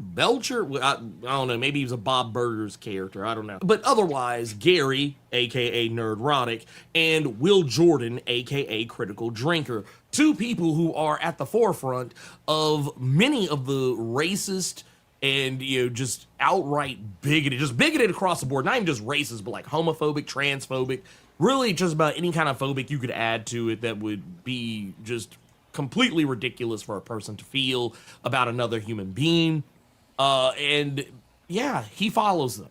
And when I saw that, that was kind of my canary in the coal mine, which, to be fair, there should have been others. Rob's done plenty of dumb, problematic shit before this. But yes, that was my canary in the coal mine. And I want to make something clear. This wasn't something that like, oh, he had just started following them. He said that he started following them 6 months ago in that video I kind of alluded to earlier. But either way, he doesn't follow very many people. He follows like 215 people. And while the list I looked at didn't show all 215, Critical Drinker and Nerdrotic were damn near at the bottom of his follow list, which for those who don't know, if you're on Twitter, you look at someone's follow list, whoever's at the bottom are the people that person has been following the longest. Let's get that out of the way. But then he comes back later after I saw this evidence and then said, yes, okay, maybe you guys were right. He is a I actually said that on Threads. And then apparently, I guess he saw it, which, I mean, honestly, I wasn't trying to hide it from him. The reason why I didn't, like, reach out to him immediately when I saw that shit is because I knew how long it would take him to respond. Because typically when I reach out to Rob, I think this was in 2024, I hit him up. It took him a few days to respond. So if I literally would have sat there, there's a high probability that it could have been a while. I remember one time I said, hey, there's something you wanted to talk to me about. And he was like, yeah, I'll hit you up in a day or so. And the next time that I heard from him was when I reached out to him over a year later. And so I just want to point this out, that Rob doesn't talk to me the way that he might try and make it seem like he talks to me. I'm not in his inner circle. I'm not like some of his other content creator peers where he's buddy with, like Sal and Comic Drake, so on and so forth. I barely know the guy. Outside of the conversations you all have seen us have on social media or like in a video or live stream or something like that. But then we go on to say, Rob sees the video, he messaged me on Discord, and I kind of give him about roughly the same treatment he gives me. I didn't immediately respond. I actually saw that he had messaged me and was like, okay, and moved on with my day. I went and went to a hip hop show, hung out with my kid, did the husbandly things, you know what I'm saying? And then, I was, just doing other stuff. I even did a live stream that day too. I was like, hey, I'm gonna give him the same energy he gives me. When I actually finally got done with my day and came back and read, I saw that it said, hey, I saw your thread video though. I didn't realize you felt that way. And which is kind of funny because when he's talking about the video, I actually didn't say anything negative about him in the video. I just pointed out how Rob runs his channel and what matters to him. So I don't really know what there is to be angry about that. I was like, and I even was honest and said the thing that he even admitted later that he doesn't know shit about Milestone. I would not purport to be an expert on Milestone comics, right? I mean, I could lie and say that I am, but anyone who's knowledgeable about Milestone could press me for 5 minutes and figure out that I'm full of shit, right? And making the statement that I'm knowledgeable about Milestone. And then he messages me like, I think almost a couple of hours later, basically saying that, well, I guess your thread video and your comments agreeing that I'm a... And it's kind of funny because, once again, he's mischaracterizing the situation. In that video, I never said he was a... So that lets me know he didn't actually watch that video. No. I actually was very defensive of Rob. And here, I'll show you what I said. Okay, so I saw people cooking my man shit on the artist formerly known as Twitter yesterday, and I saw it kind of escalate a little bit more the past few hours, and I wanted to talk about it a little bit and kind of maybe give some perspective. So yesterday, Rob was called for not uplifting black comics and black comic creators, black superheroes, stuff like that during Black History Month. And while I think the person who threw that label at him was kind of out of pocket, I also have to admit that there is a reason maybe why there is this perception. Now, let's go ahead and just clear the air here. Rob has talked about black characters on his channel before. As a matter of fact, he once did it. I want to ask, is this the video that Reddit is kind of going hard on Blurred about? This one? I think so. Okay. Because the one where you said it was when he was kind of defending Rob a little bit. And I can see why they would want to use this video against him. I mean, I understand how point of view changes, so I wouldn't do that. But well, it's also like the thing that he was defending him against is, I don't think he would even change his mind about that if it was just that in a vacuum. You know what I mean? Like the fact that, Rob is, okay, so I didn't know for the longest time that Rob was a black dude. Honestly didn't. Like, I had no idea what he looked like for the longest time when I was subscribing to him. Just thought he had a really cool voice. That's he has a great voice, by the way. And I've seen people on Reddit that also said the same thing. I had no idea he was even a black guy.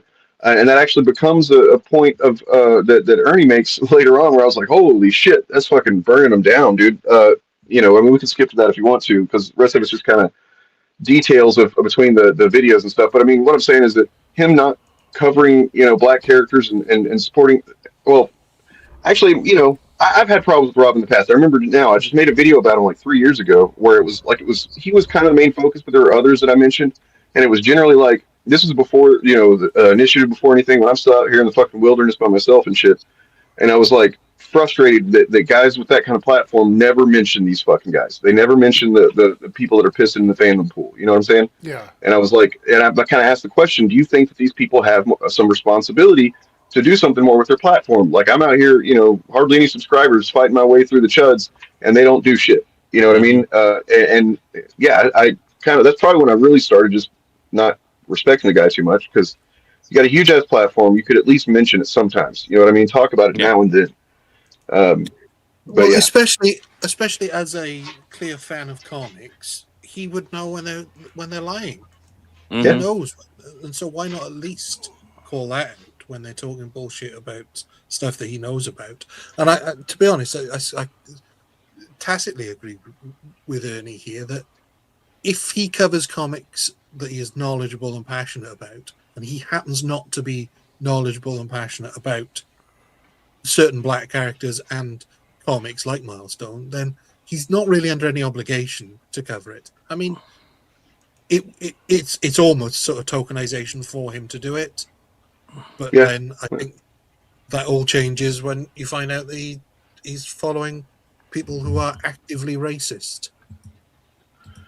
Yeah, well, and that gets into the other, the other point that I think is relevant beyond just this specific issue of black creators, which is relevant, but like then just some of the stuff that Rob ends up saying to defend himself to Ernie is stuff that we've heard a bunch of times before. You know what I mean? And I think I skipped forward a little bit. So watch this video, and this is going to answer all your questions. And while technically he was correct, it answered all my questions, I don't think I gave him the response he was hoping for, because my immediate response to this video was, I said I was right. I wasn't going to like the answer. I was like, I don't follow either of them or anyone like them, and yet I'm always aware of the racist, hateful shit they say. I have plenty of ways to suss that shit out without giving the appearance of endorsing them. How would you feel if you knew I followed Charlie Kirk or Candace Owens or Donald Trump or David Duke?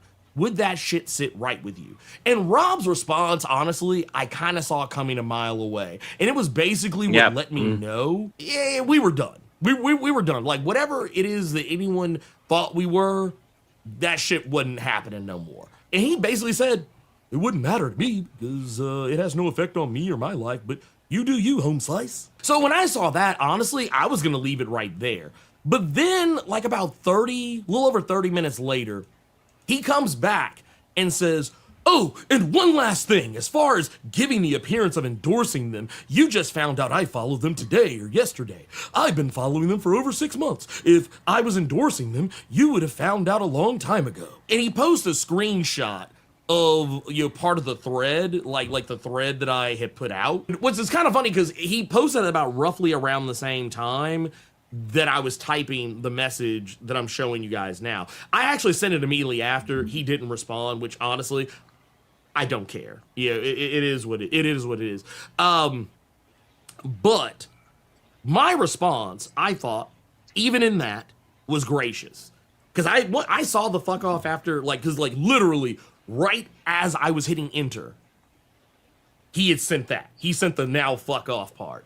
So I was like, you know what? Whatever. I was like, you know what? Let the chips fall where they may.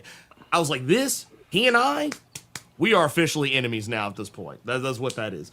But basically, I just said to leave it where it was sure, whatever. Anyway, hope you get your shit together, dude. I used to have a lot of respect for you. Like, seriously. Fuck views, fuck subs, fuck internet fame, fuck rubbing elbows, fuck all of that. This all lives matter, MGTOW, Nazis might be right bullshit you're on is next level weird. Please seek help.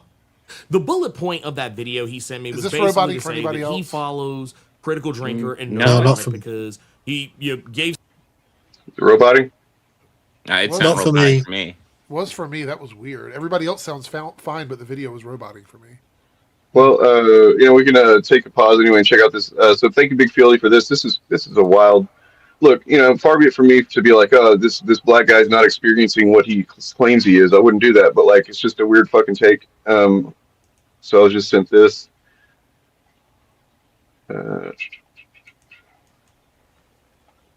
So somebody said it's nice to see you rise above it. The king of the jungle shouldn't be bothered by ants. Would you believe me if I told you I get more racist comments from POC than white people on Twitter? What the fuck? How the fuck do you know? For one thing, if you're trusting what people are on Twitter and not knowing, literally seeing them and having some way to identify who they really are, then you're kind of a fool. So let me put this in perspective. This would be like me as a gay person going on Twitter and saying, would you believe me if I told you I get more homophobic comments from queer people than straight people on Twitter? Literally throwing my entire community under the bus. Mm-hmm.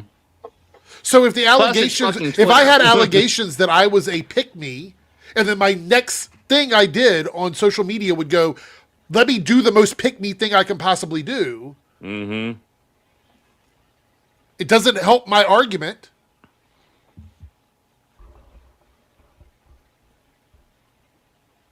So Fallen Jedi says Dane is sounding robotic but on air. Yeah, I don't know what it was. It was weird. I will try to talk less.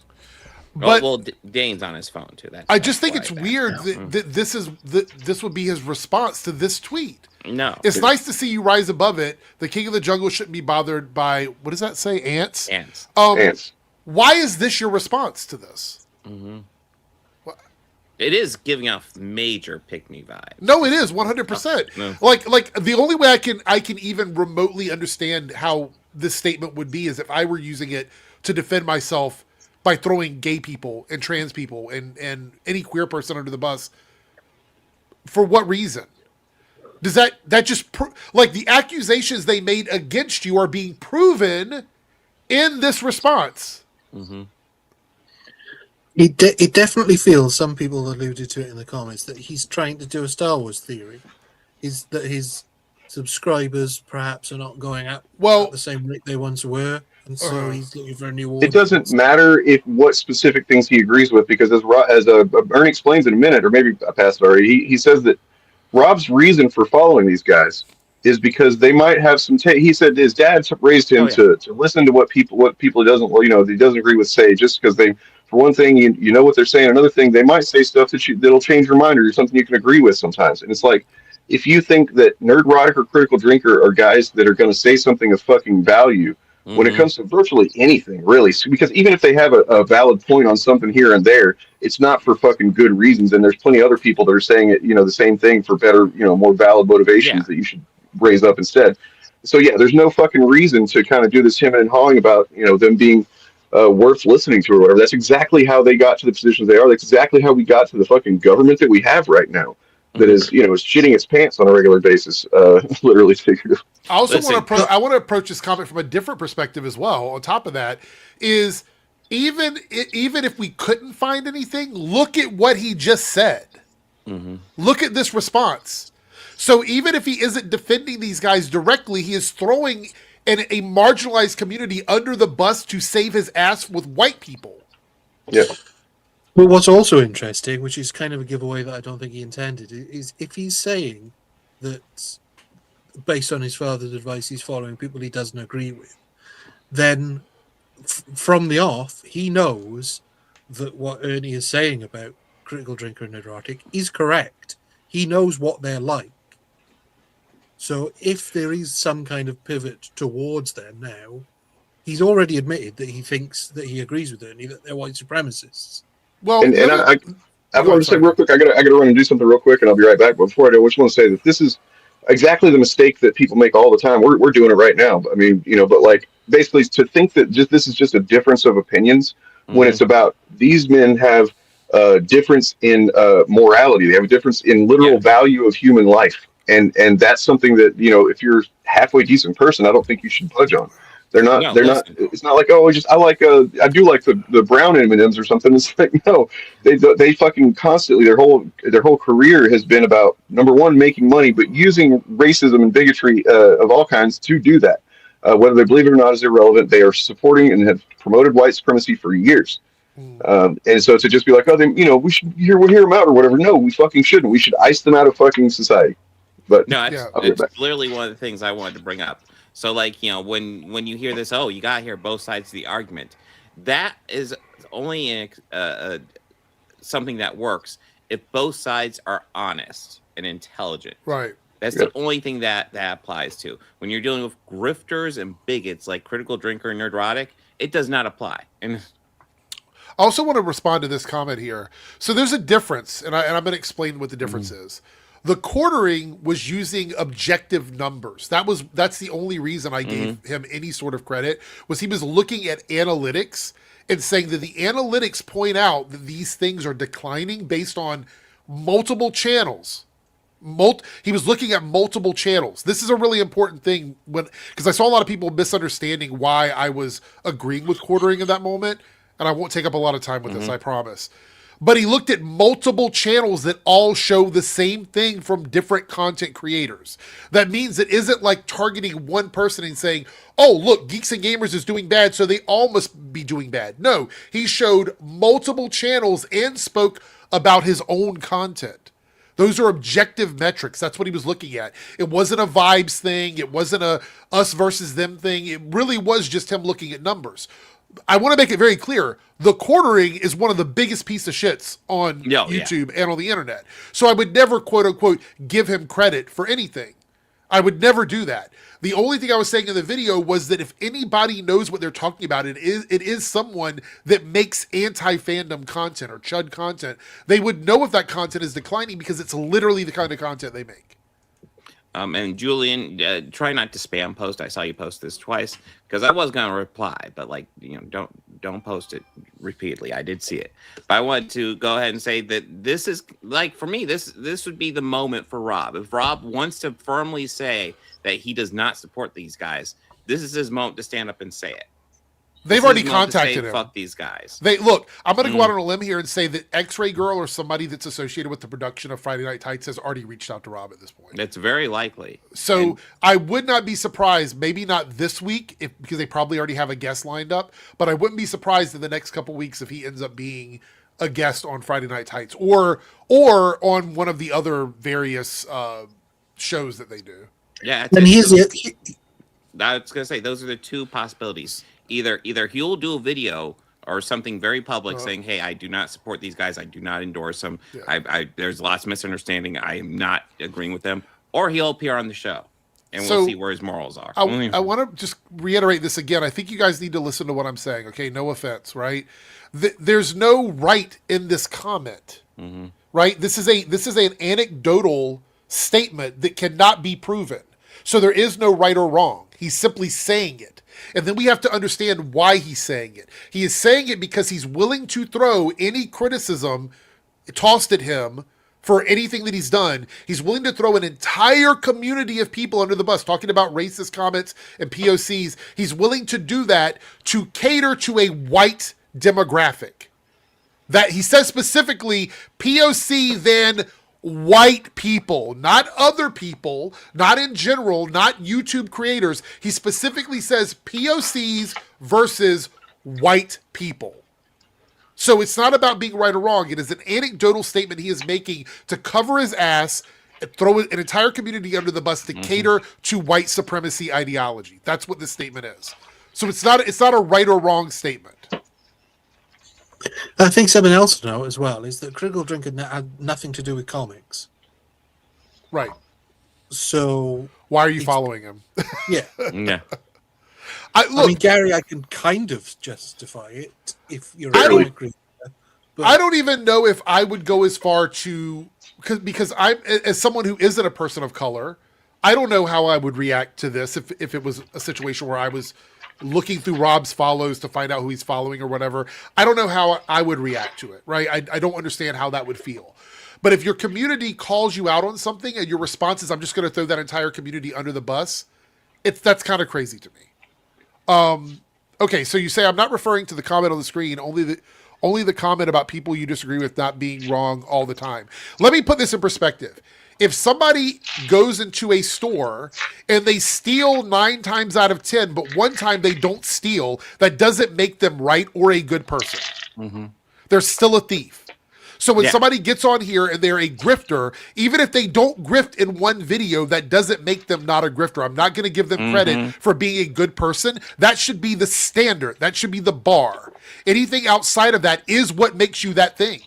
If you are somebody who lives your life and you never kill someone and then you kill one person, you're still a murderer. That's just the reality. It's the same thing as them being like, they don't dislike everything that's got a black character in it. They like this one movie or whatever. And it's like, that doesn't fucking change the fact that 99% of the time they're fucking literally using white supremacist fucking great replacement theory, dog whistle bullshit. And in fact, that points to that one example of them liking something probably being disingenuous just so that they can try and cover their asses from the valid accusations. Yeah. And it's also not just about like being aware of when they might be correct on an issue or not, because like Eric, you don't follow the quartering and yet you knew about that video. Yes. And so you were able to cover it without following him. Specifically following them on Twitter means that you're looking to their tweets to see what they say there, and then never commenting on it publicly. If he was even if he had made a video in the past saying, look, I hate these guys, I don't agree with them, but on this occasion, in this one particular tweet, they're saying something that is correct. That would be different, but he doesn't even do that. Doesn't cover them at all, positive or negatively, just follows them on his Twitter account. Yeah. But the other thing It almost would. Yeah, go ahead, Dane, sorry. I was going to say, you know, based on what Ryan was saying, it says to me that he's looking to kind of, you know, poach some of their audience more than anything. Even if, you know, they're not covering the same kind of stuff. Like, oh, if I, you know, just follow him, perhaps his audience will see me in the follows or whatever. And, you know, it seems pretty cynical to me. Like Ernie said, he thinks it's just money motivated. I mean, I just can't even imagine. I can't even imagine this. I have to say this again because it's blowing my fucking mind. I can't imagine if I were questioned about my credibility or my morality or my ethics when it comes to the queer community, if my very next thing I did was just throw the queer community under the bus and go, I'm not anti-queer, but let me throw them under a bus, you know, to defend myself. I don't see how that can be a rational thought in anybody's mind. I just don't see how you can reach that conclusion if you're being honest, if you're being a serious person. Adding on to that, something I'd like to say that I was sort of sitting on here for a second, mulling over in my mind, and I think it might be appropriate, is, you know, if somebody has like a motivation, if we're talking about rhetoric, if somebody has a motivation for furthering something rhetorical, you don't actually have to hand it to them if the motivation is malicious just because you think they're incidentally correct. Great example of this. I've seen grifters talk shit about movies that I don't like.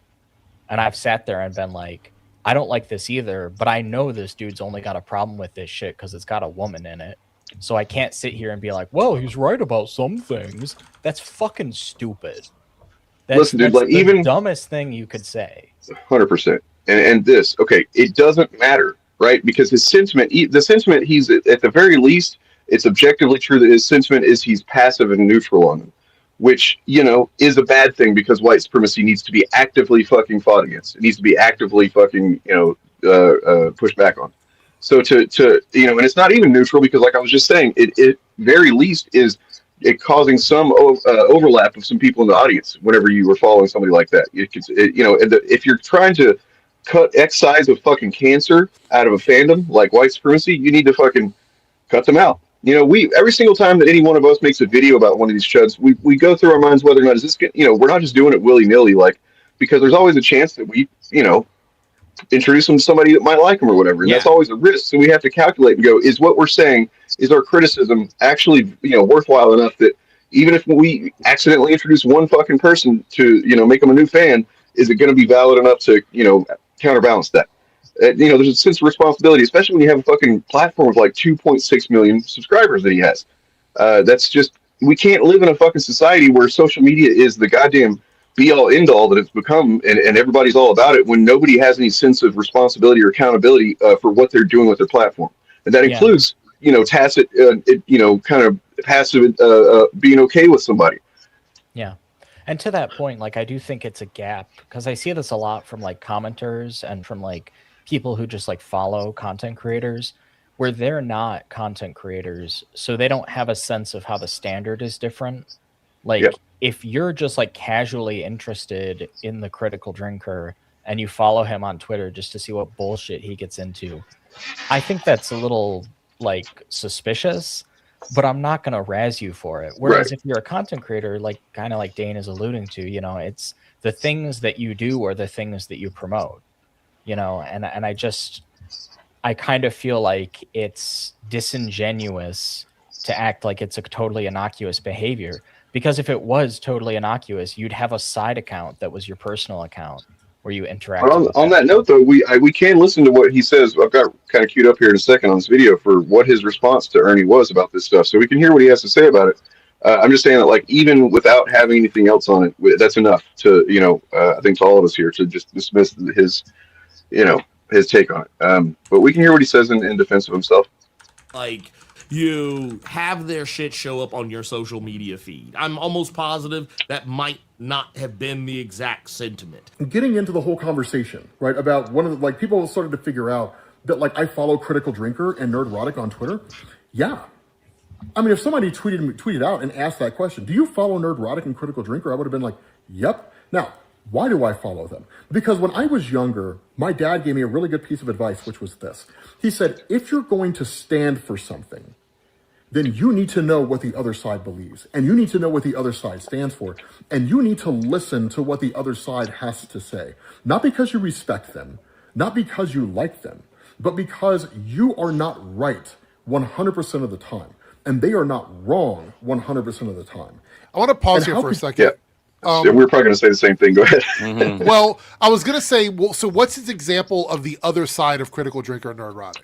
You know what I mean? Like, if he's following sometimes those two guys, women are ruining, that feminism is ruining movies because, you know, feminism and weak men or something. Is that? Well, yeah, I mean, but I would also say, like, what content creators are the equivalent of those two guys that he has to follow them? Because he's saying he wants to hear both sides. So is he a centrist and he just wants to hear both sides of the arguments? Or does he disagree with them and he wants to hear what they have to say? Because to this day, I don't think I've ever seen Rob make a video about Nerdrotic or Critical Drinker. No. Also, what is he getting from them? Not to razz this dude's dad and have him catch strays here, but like We're razzing his dad now. I'm just gonna say I don't think your fucking father had your career as a content creator in mind when he said that shit. Like you're massively decontextualizing the advice that an adult gave to a child. Like grow the fuck up. Yeah. Mm-hmm. I mean, his words there though are pretty clear that he stands opposed to Critical Drinker and Nerdrotic. That's what he's saying in this video. He stands against what they believe in. So the perspective of that to his audience is that he doesn't like them and that he would have nothing to do with them. I mean, I think if you continue to play the video, he says as much. So it's going to be interesting to see if he stays with that because, again, I don't understand if this is his view, why he's following those two specifically when you don't need to follow them to know what they say. Okay. Especially like I said, Critical Drinker, who never speaks to comics at all. Right. So let me I want to pull up this comment again because I feel like we're going back and forth here, but I do want to address this.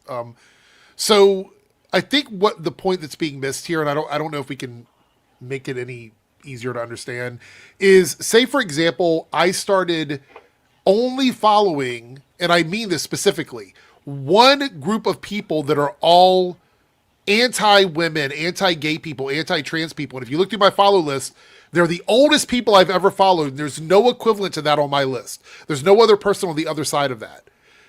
I think it would look really bad for me as a content creator if I didn't have answers for those questions. Like if they came to me and they said, hey, what is your thoughts on this? So I do understand what you're saying here.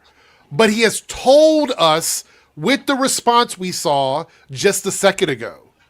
His response is he doesn't care because he gets more racist comments from POCs than he does white people. That is his position.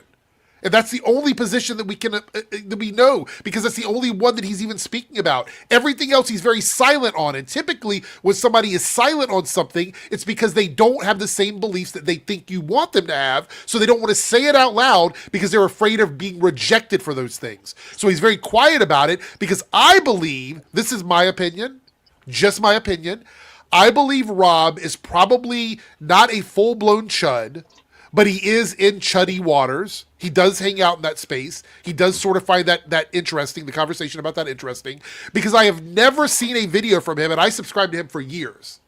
I've never seen a video from him where he's taking up the opposite position. He's never done that. So all things lead me down the path that he agrees with them to some level, and that he's ashamed of it, which is why he's not being honest about it. And now he's deflecting because he doesn't have an actual answer for it. Everything he's doing is showing us that. And the comment where he threw the entire black community under the bus, actually any POC under the bus, to defend white people on Twitter, tells me everything I need to know. I don't need to hear anything else from him. I don't need to hear anything else from him. I want to point out that, like, these guys have actively, and their audiences have actively targeted, group, not just, obviously there's the celebrity examples of the many Star Wars actors and stuff like that, but just comic book creators, but also just small channels that pop up trying to, like, even criticize them, or even say something not even addressing them, but saying something like, "Oh, the people say this is woke and bad. I think it's good." I've had, at least a dozen people over the years message me, with some version of like, try to start a channel or whatever, and these people's audiences just find me, and like they're actively, and they don't ever encourage their audiences not to do that. They don't ever say, "Hey guys, we're hearing some fucking shitty toxic behavior." No, absolutely not. Especially, guys like the EFAP fucks, their audiences do that almost like as a function, a feature, and and they're actively suppressing the fandom. People that, it's one thing if they just want to have their stupid white supremacist fucking bullshit over here in the corner, but white supremacy doesn't exist that way. It can only exist as a thing that's trying to squash anything else that's not it. Also, sort of like, again, like adding on to that, something that I think has kind of, it's easy to forget it now. It used to be way more common for people with like solidly right-wing beliefs to just not say anything about it and to just have their careers and not bring their beliefs into it, which was one of the like main like critiques of people doing left-wing analysis of art like years and years ago, was like, why that was the origin of why'd you have to make it political, because the implicit idea that a lot of right-wing people had is that we have this agreement that we just don't talk about politics. And of course, the problem with that is that the art can have political themes, but my read on this dude, I'm like, he seems like he's a right-wing guy, but he seems like he's like, people who describe as centrist now, to a T, everyone that I've seen has like some weird right-wing beliefs. And yeah, let's let Ernie cook, man, because he basically says the same thing, and he kind of comments on a factor that I had not thought about, that really only not really in a position to comment on, but like, yeah, it's getting to the goods, I suppose. To possibly know whether or not you're right if you reject any opinion other than your, because you have fucking standards, you have morals, you have a principled fucking, you've analyzed your principles and they align with your fucking morality. Like, that's how you know you're right. There is no fucking question like, oh, maybe black people shouldn't be able to have vote, and women should be in the kitchen and stuff. Like, I need to hear some arguments and fucking figure it out. Yeah. Like, Can you do me a favor and back up like 3 seconds and then let it play for like 5 or 6 seconds? Yeah, sorry. You need to listen to what the other side has to say. Not because you respect them, not because you like them, but because you are not right 100% of the time, and they are not wrong 100% of the time. And how could you possibly know whether or not you're right if you reject any opinion other than your own? Pause. At that point, you're just confirming your own views over and over. That is a lie. I just want to point out that the initial point, right, about like, I think it's important to consider perspectives, that's a little mealy-mouthed. The idea, like, if I don't follow these right-wing idiots, I am literally rejecting every perspective that's not my own. You're lying. Stop lying. It's not the same thing. I'm sorry. Like, this is what makes this so frustrating. People have to like inflate their perspectives and catastrophize about everything. Well, it goes on with the point I was making earlier. Like, if they were honest, intelligent thoughts that were just different than mine, then okay, you might have an argument. But no, these are bigoted grifters. Like, they will, like, the only time they might say something that's accurate is something that, like, it's like something you could come to on your own. You don't need them to tell you that. Everything else is full of shit.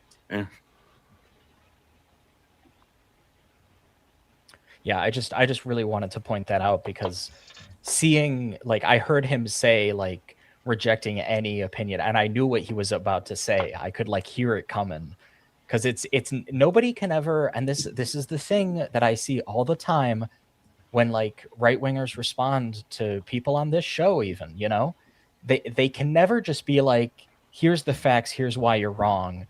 It always has to be some fucking bullshit about like, oh, nothing is ever good enough for you. You think you're the only right person in the world. It's just a straw man. Why did you have to make it a straw man? Just say that you're right and we're wrong and explain why. Respect Critical Drinker or Nerdrotic, and I have no problem admitting that publicly. If I happen to bump into them at a Comic-Con and they're like, oh my god, your comments explain, we're huge fans, do you want to get a beer? I would just be like, no. And then I would leave, right? But I do listen to them, Because it's entirely possible that they have an opinion out there somewhere that actually changes and it gives me reason to rethink my own viewpoints. That maybe I'm not actually as right as I've been telling myself I am this entire time. This is a sick Negro. Real talk. If you need a white supremacist, if you need to follow a white supremacist, two of them, bear in mind, two completely different white supremacists, in order to make sure that you're on the right side of things, or you're hoping that they can give you some information that's gonna maybe change your worldview on something. Like, look, if you ever find yourself in agreement with a white supremacist, you need to revisit some shit. Yeah.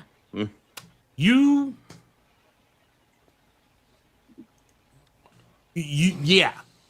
Please seek help. I don't need white supremacists to let me know that I'm on the right side of things. Okay. Maybe if you're morally compromised or morally bankrupt, and honestly, I will add a little amendment to that. I would say, if I'm disagreeing with white supremacists, I know I'm on the right side of things. Yeah, I mean, so this, in a way, this kind of reminds me of the, it's a different thing, but it's of course the same thing as Eric July's video about, why if you're anti-tyranny and normally you'd be against ICE, but you shouldn't be against ICE right now because it's the left that are driving the conversation, so you shouldn't be against them because principles aren't what matters, strategies, so it's like it comes down to not having actually firm principles on shit. You're just for different reasons, different topics for sure, but like that's what it is at the core. Is Rob doesn't have any principles about what he believes about and shit like that, and Eric is just willing to flip flop on his if it's convenient. Yeah. I think Rob is. I also think he's got some anti-blackness in him. Because he leaps at opportunities to shit on other black people, which is kind of funny because I've seen him actually talk about how the people who are the most racist to me are other black people. Other people of color, they're the most racist to me. Yeah, the reason why we watching women's basketball is not just because of one person. It's because of me too, and I want y'all to realize that. Ain't nobody coming to see you, Otis. But literally, I saw him doing this. Like someone actually told me about how he used to talk shit about Angel Reese for no other reason than the fact that she was a black woman. Honestly, that right there in and of itself is a whole other host of problems. But to get us back on task, the reason why I took umbrage with him following white supremacists outside of the obvious is that it's like, well, here's the thing. I don't really follow anything that I don't want to see. Like, I can keep up with what Nerdrotic and Critical Drinker and Heels versus Babyface and Young Ripper and Melanie Mack and Geeks and Gamers and all of these other people who kind of traffic in white supremacy and just very bigoted and misogynistic, homophobic, transphobic views. People who are literally like they brush their teeth with anti-blackness. I don't have to follow them to know what they say. I know what they say. I have ways of finding out what they say. I don't need. I mean, like not to undercut his point or cut into it or anything, but like they're what they say is in the general sense. White supremacy, male supremacy, anti any kind of pro strict hierarchy, gender norms, so on and so forth. Right? That's what they're about. Anything else they say is often just a lie. Anything else they say is, as we talked about it, Eric, you prove it every fucking video almost. Like everything they say is a dishonest thing in service of that general thing. So there's no fucking reason to listen to them. A play-by-play, blow-by-blow of what they do. And honestly, that's what you get if you follow somebody. Now, once again, he only follows 215 people. And just based on how my social media algorithm works, I follow over 1,000 people on Threads. And I don't think that it really goes outside of the spectrum of comic book artists and writers, wrestlers, actors, singers, Instagram baddies, cosplayers. Yeah, cosplayers. Like maybe the odd video game developer, and political activists. You know, those are like the 8 types of people I follow. And my feed is largely like political activism, titties, ass, political activism, video games, anime, titties, ass. That's my feed. That's my feed. So what you're telling me is that like, yeah, his is like, okay, comic book shit. Oh, white supremacy. Oh, comic book shit. White supremacy. That's basically what his feed is. Once again, I did a video actually. That's a really good point that I think maybe all of us could kind of try and keep in mind going forward is like, next time you encounter somebody, just like look at their follows and imagine what their feed looks like. You know what I mean? Just like really kind of put yourself in there for a minute and think, what is this person taking in all the time? Yeah. Out and breaking down some of the things that were being said, you know, debunking a lot of things that were said that you said about like people like Nerdrotic and Critical Drinker. I didn't watch their videos, like not on their channels or anything. I didn't follow them. I downloaded them off of YouTube and then watched them in my own time. I don't give them I don't give them metrics. I don't give the appearance of enjoying their content. Like they get nothing from me. Like if you see me watching a nerd, even like on my live streams where we've like responded to shit that like Nerdrotic and Critical Drinker and other people like them, even in those live streams, we're not watching their video on their channel. That video has been downloaded from their channel without even clicking on the video. Thus, they get nothing from me. It seemed like a very piss poor excuse. Because honestly, I know what happened. I think now that I think about it, I think I know what video he's talking about. I think he's actually talking about the Nerds of Culture live stream.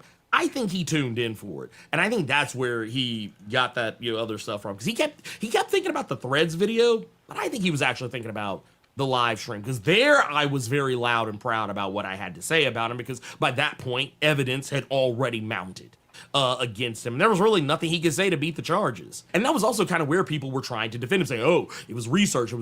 And notice how he used that very same line of thinking when he tried to defend himself for all of like 30 or 40 seconds in a 9.5-minute video. But then the other thing that came up, and this was one of the things like, this is kind of where I was defending him actually, and he just didn't realize it. I don't care if he doesn't talk about Milestone Media on his channel. I knew before y'all knew that he didn't like Milestone. For the record, anybody's not aware, Milestone Comics was it existed briefly in the 90s. It was an all-black creator-owned comic book indie publisher with all, I'm pretty sure every character, at least every title, was a black-centered character. So, Static Shock came out of that and stuff like that. Icon was another one. Dwayne McDuffie, Christopher Priest, I believe. Media, and it's kind of funny because it actually came up in a live stream. Like he basically, like, Carter and I were talking about Milestone, and he was just really quiet. He didn't have anything to say. Just was what it was. And also, I want to point out too, Rob, I think he doesn't like being black. Like even the little bit that he is. I mean, think about it. Look at his profile pic on like Twitter and on YouTube. It's literally. I had not ever considered that. It's not something I ever thought about when he brought but up. When he said, I'm like, holy shit, dude. It's literally a white man. It's not him. I mean, I don't know what to say about that other than me. That makes he is at least a dozen shades darker than his profile pic in real life, but yet he has the picture of a white man on his YouTube channel. This is a sick Negro. That's crazy. That's a whole new next level of wild shit. And then to top it all off, just everything else, his like him dumbing down Milestone Media to FUBU. Milestone Comics is effectively FUBU within comic books. Wow. Right? It is black superheroes created by black faces. That's the only black-owned brand that Rob that actually knows about. Let's just go keep that a buck. That's the only black-owned brand that Rob could think of. That's oh man, yeah. I don't know. This is not really any of our places to comment on it to really any degree. But like, I mean, I back what Ernie says here because where he comes from, I generally believe he's one of the most sincere and earnest dudes that there is on talking about comics on YouTube. Yeah. And so I trust his take on it. But he dumbs it down to FUBU and then says, it doesn't resonate with me. There are some stories that just don't resonate with me. And Milestone's one of them. didn't resonate with me on a personal level. I'll give him credit. He did say earlier in that, I think that was like an 8-something minute video. He did say earlier in that video, he was kind of dancing around a lot of shit, but like in that video, he did say that he thought Milestone was important and that, you know, it was something that you needed, to exist. But it was also within the same breath, he was like, yeah, but I don't give a fuck about that shit. Once again, this is a video. Hard R. Yeah, I just want to say real quick, like, calling it FUBU is fucking crazy. That is nuts. It does have like black characters that are like black on purpose. You know, it's like black writers writing black characters.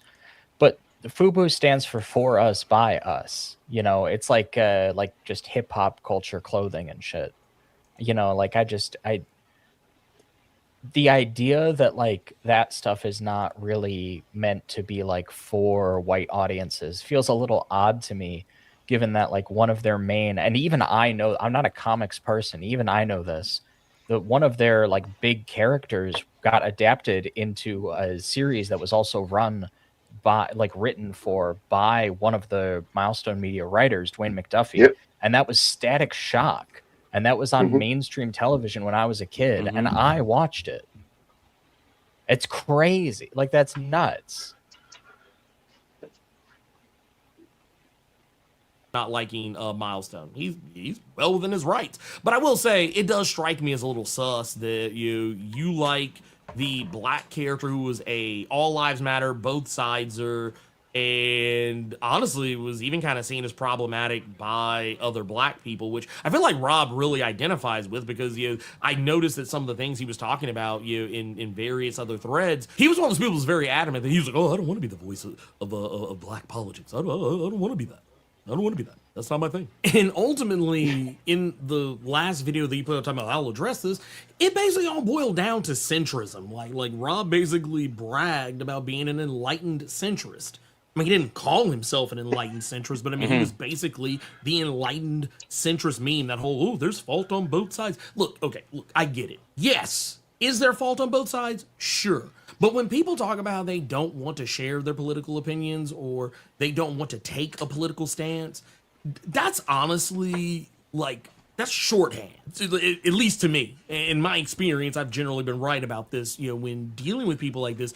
In my life, when I have encountered people who say that, oh, I don't like talking about politics, or, oh, I don't really like sharing my political opinions, or I don't really like diving into the political arena, it's usually for one of two reasons. It's usually because they're afraid that you're either going to find out that they have either bullshit politics or no politics at all, or you have fucked up politics. And that's usually what that boils down to.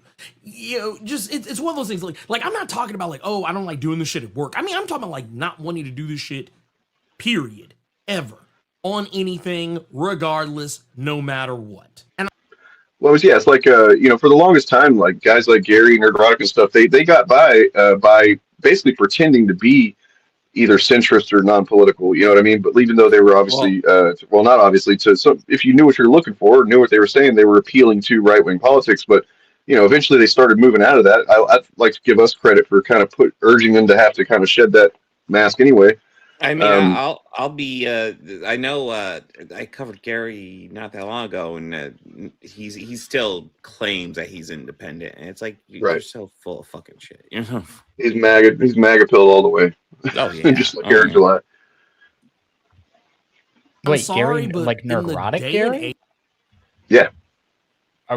That's crazy, because he literally JQ'd in one of his fucking videos. He was talking about Jewish people does that, controlling everything. That's that's so nuts. Oh my god. Yeah, no, look, I mean, hey, think about it, because Republicans support Israel, so that is independent. You know what I mean? So I'm sure that's some way that that's how Nazis justify that, I think. Age we live in, you might have been able to get away with that like prior to 2016, but in the day and age we live in now, I feel like if you don't stand for anything, then you stand for nothing, or you stand for the status quo. Take that how you wanna, but that's just how I look at things. And I'm sorry, but you having a platform as big as you have, and then in the same breath wanting to, I don't want to share my opinions on that stuff. I don't want to be this. I don't want to be that. I mean, you know, it's your prerogative. You, at the very least, should have a better excuse than fault on both sides. And that's something that Rob's been throwing around for a while, that whole fault on both sides. Fault on both sides. I'm not going to pick a side, but fault on both sides. And because that's just a really easy way for people to not pick a side. To be a fence sitter, to be a both sideser, you're a coward. That's basically what you are. When people tell me that they're a centrist, that's just a really fancy word to tell me you're a coward, that you stand for nothing, that you'll literally just stand idly by because you don't have an opinion on anything. At least not. I'm going to pause this for a second. I want to reiterate this. Nobody is saying that you can't listen to the other side. There's a difference between listening, understanding, and supporting the other side. Well, that also ignores the whole conversation we had about platforms and responsibility. What do you even? Chariot literally laid it all out like 30 minutes ago. That suggesting that the only way we can keep up with what they're doing is by supporting them on different platforms is the argument doesn't even make sense. Nobody is mad that Rob or anybody quote unquote listens to the other side. I literally make videos on this stuff. Well, let's talk about YouTube news, YouTube new boot, whatever. Okay, so what's the thing in the center that we're referring to when we say the other side? What's the thing that we're on one side of and they're on the other side of? Let's think about that real quick. What do you think that is? So I'm arguing with you. Wait, I'm arguing with you, Eric DeBunk. I think you're trying to say I'm not arguing with you, right? I think that's what you're saying. But then you're making points about stuff that we've already addressed, and as if we're still on that. Yes, I'm not yelling at you. I'm yelling at the concept that we would have to support them to listen to what they're saying. I don't think that is the fair statement, and that's the entire argument that's being made about Rob. Is that there's a show of support being masked as, oh, we need to listen to what they're saying. That's what the whole debate is. Yeah, like I understand. I understand what you're saying. I get it. I don't agree with you, but I'm saying like we've already addressed this concept of like showing support equaling like listening to the other side. Like we've already addressed that. Cherry did a great job of it earlier. I just want to like add on to that. Like I literally put out a video today that people can go watch. That's a response to the critical drinker. I watched like 7 different critical drinker videos and like talked about them. Sorry. And I know it was that thing was a labor. I would say labor of love. That probably sounds wrong, but it was a labor. It's dedication. And, it took me forever to finish it just because it was very difficult. But the thing that you'll notice if you watch that video is like because it's a scripted, structured essay. I watched all of his videos and then like wrote the response. So I was necessarily like listening to what he had to say. And B, like, if you watch the video, you'll see there's timestamps on screen, right? So, like, I'm literally showing you where in his videos you could check to see the context for what I'm talking about. So I'm, like, I don't think anybody here is really against literally listening. Because, like, if you want to refute the argument, you have to listen to the argument. But, like, this is a euphemism that Rob is using for supporting. Listening and supporting are technically 2 different things, but he says listening when he means supporting. So to say, "Oh, I think he's right about that," it's just it's taking the lie at face value. You know, you're absolutely right in the sense that a person can listen to the other side of a topic, even if it is a topic, something that's like you're just morally standing your ground on, like being racist is bad, right? And you want to hear out what the racists have to say. Sure, I can do that, and it's not going to make me change my mind or anything. What it's going to do is it's going to frustrate me because I'm so morally against that. I find it so fucking repugnant. The only reason I might have to listen to that is if I want to say something against directly what they're saying, right? So, like, I don't see the value. I don't understand what the value is of, like, if you disagree with somebody on the issue of race or whether trans people are valid or whether fucking women should have equal rights or whatever it is like this. If you don't agree with them and you say you don't agree with them, but you still want to hear them out, why? What is that doing for you? I just want to say, like, because it seems like this chatter is confused why we're arguing against what they're saying. Yeah. I just want to lay out very specifically, like, as an analogy, if Donald Trump gets on the news and he talks about like the Epstein files, but he blames it on Bill Clinton, and then you go online and you start posting stuff like, yeah, dude, we really should do something about Bill Clinton, but like, you know that he's ignored. Well, Bill Clinton is in the Epstein files. It's like if he blamed AOC, you know.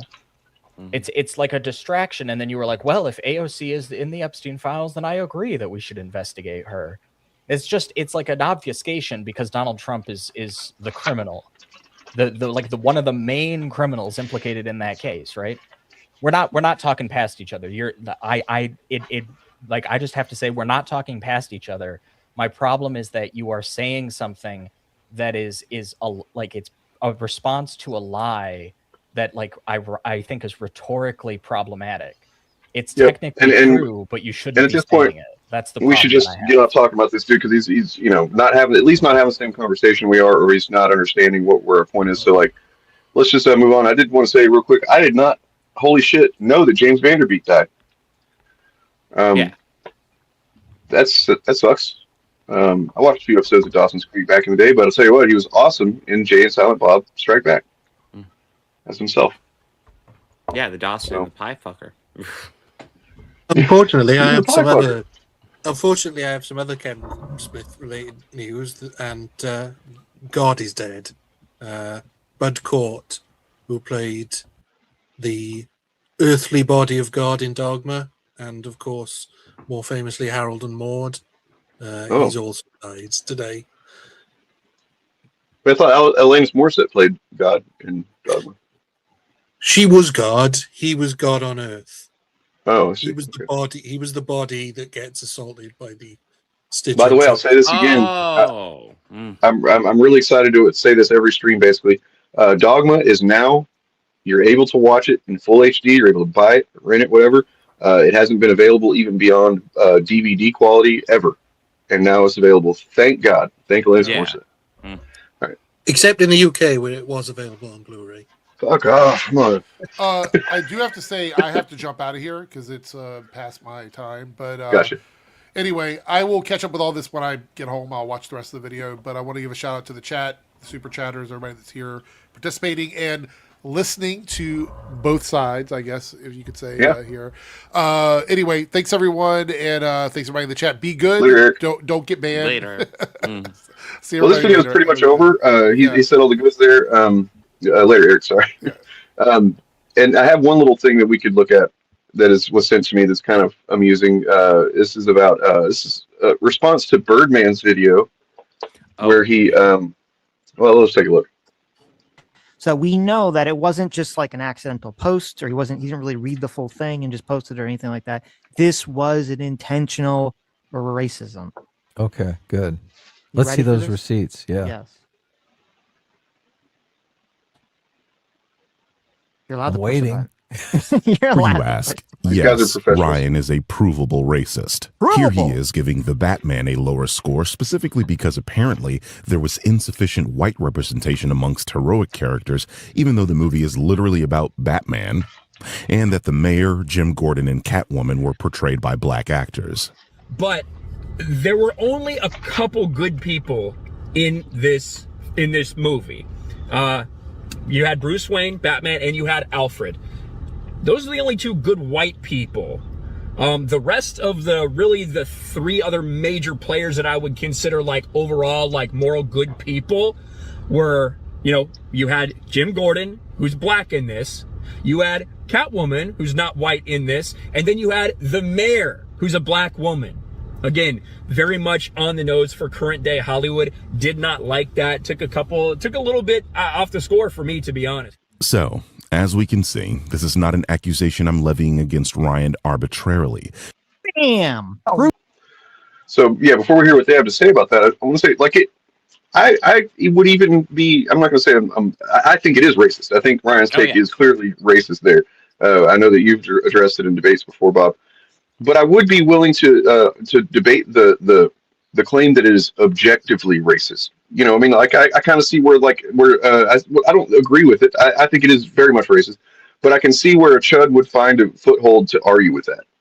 You know what I mean? Like say, well, it's just and we've heard him try to do it and stuff like that, and I don't think anybody could convince me, but I definitely see where it would be possible for a chud to attempt to argue against that being objectively actually racism, right? Yeah, you have. But I feel like you have to be actively looking for the not racist take, but I could see. well, we don't even get to have that conversation. They don't have that conversation because the way that they respond is fucking insane. It's like they didn't even listen to him. So listen to this. Proven racist by the racist prover. Got him. Isn't this a typical? This was a typical complaint by black people that only the black representation in movies was bad guys, right? Criminals and thugs. Mm-hmm. That was a common complaint, right? Ryan's just making the same complaint now that the roles have been reversed. All the black people are morally degenerate, terrible people. Well, you didn't know that if back in the day there was a movie and it had a bunch of black people only portraying criminals and you called it out, that meant you were racist. Yeah. Yeah. Undeniable. I like that this is offered up as undeniable. Genuinely proved. I'm losing brain cells. Like, so real quick, number one, yeah, that was an issue. Lots of black characters got tokenized and stuff like that. That's where all that came from. But even more important, we're talking about the fucking Batman. This was the first fucking thing the Birdman said in the fucking clip. He was literally literally about like a good white man. Yeah, he's the main character. He's heroic, and he's more heroic than every black character in that film. Yeah, literally. I mean, think about it. Like, Commissioner Gordon has failed at being a cop, or he's not Commissioner Gordon at first, but like, you know, everybody, the system has failed. Everybody's failed. Batman's the only one that can show up and do things the right way or whatever and get the job done. And he's a white guy. And importantly, we see him like suffer for it. He's like, he's at his wit's end. He's doing so much. And it's just like, there's like scenes in the film where like Commissioner Gordon is realizing like how deep the corruption goes. And that of course implicates the mayoral candidate, the good one, the black woman whose name I can't remember. Well, honestly, I don't think that any of that even matters because their argument is so facile, so idiotic, because what Birdman is pointing out that they seem to miss is that it's not a question of Ryan Cannell saying, oh, all the black people in this are good and all the white people are bad, because he doesn't say that. He says that Alfred and Bruce, although obviously this is he's incorrect, but he says they're the only two good white men, and so he literally thought the film was worse because they were only two quote unquote good white men and three good black characters. The film was worse, whereas the complaints about casting previously was never that it made the film worse, is that it was racist. It was racist to always portray the black characters either as criminals, degenerates, or to kill them off quickly. That was always the complaint of the films. With these guys, it always seems like the thing that they do is they hear a take, like they just heard that, and then whatever their mind connects to that is loosely kind of related or whatever, they don't think through an argument. It's just, he goes, oh yeah, this reminds me of how black people complained about, you know, so I'm just going to say that as if that's some valid pushback against this being racist, a racist fucking take, when it's not. It's like, yeah, these guys have fucking, they're brain rotten to the core.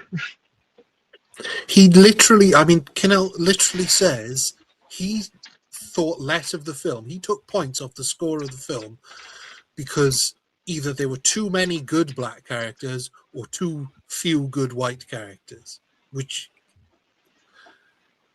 I mean, like you said, you can argue whether that's I'd say that's pretty clear cut that his issue was with the race of the characters and the way they were portrayed. So I would say it is pretty racist. Well, I mean, the underlying thing is like that, it's wrong to say that black people can be good and white people can be bad. Is that what like the underlying kind of implication is, maybe? Also that white people can be good? Just the fact that these guys even have a show is like just massively indicative of the fact that conservative content creators, and that is absolutely who the fuck these guys are. I don't buy for a second that they're moderates or socialists.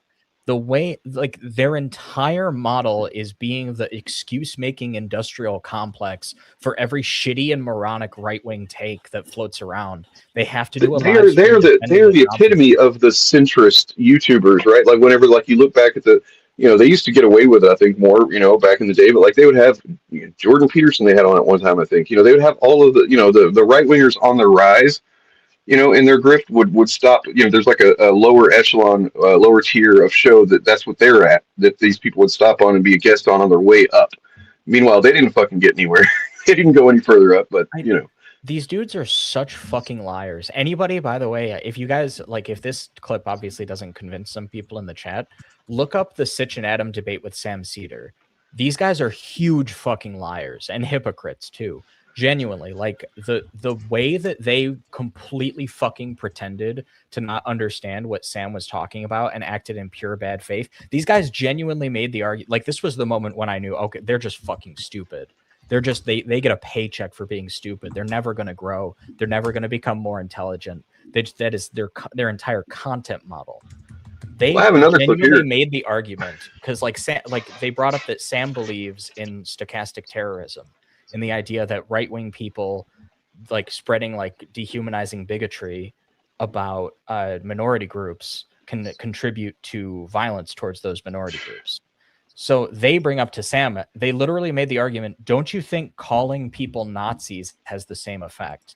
That people will contribute, that it'll contribute to stochastic violence, ignoring literal Nazis exist. There's no such thing as a Jewish cabal that runs the world, but there are Nazis, and the idea that if you call them such, you're instigating violence is fucking insane. And B, these guys literally made that argument just to make an excuse for the shit that they were trying to pull with Sam, where they were acting like they didn't understand why he was taking issue with an American exceptionalist argument.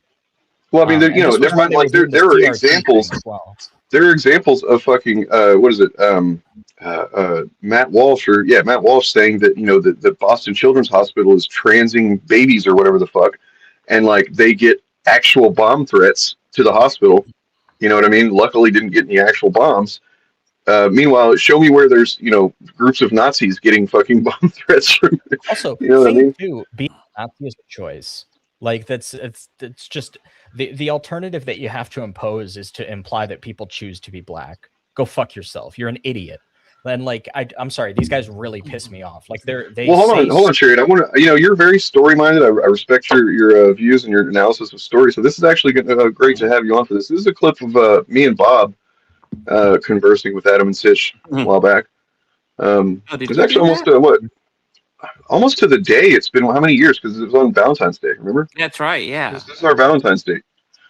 And so we're talking about WandaVision and She-Hulk and stuff. I forget exactly what this part of the clip says, but I think it's the She-Hulk thing where, WandaVision is a good example of people seeing wokeness in it because, they would look at the show and they'd say, okay, you have a show where basically the male characters who are more stereotypically masculine are portrayed as evil. You have the evil masculine military general guy, even though he's technically doing the right thing. He's trying to stop, Wanda, who's basically being completely evil.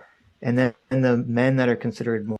Not gonna lie, I always find it interesting looking at the looks on my face because I remember the thought process when he's bringing this stuff up, and I'm going, the fuck are you on about? Yeah, I mean, I wasn't on camera that day, but I like sincerely trying to follow somebody like this, like sincerely, and just like being like, hold on, you're saying something every few words basically that is just such an assumption of weird shit that I you know what I mean? Yeah, I'm trying to parse it together, but I'm like, the fuck are you on about, motherfucker?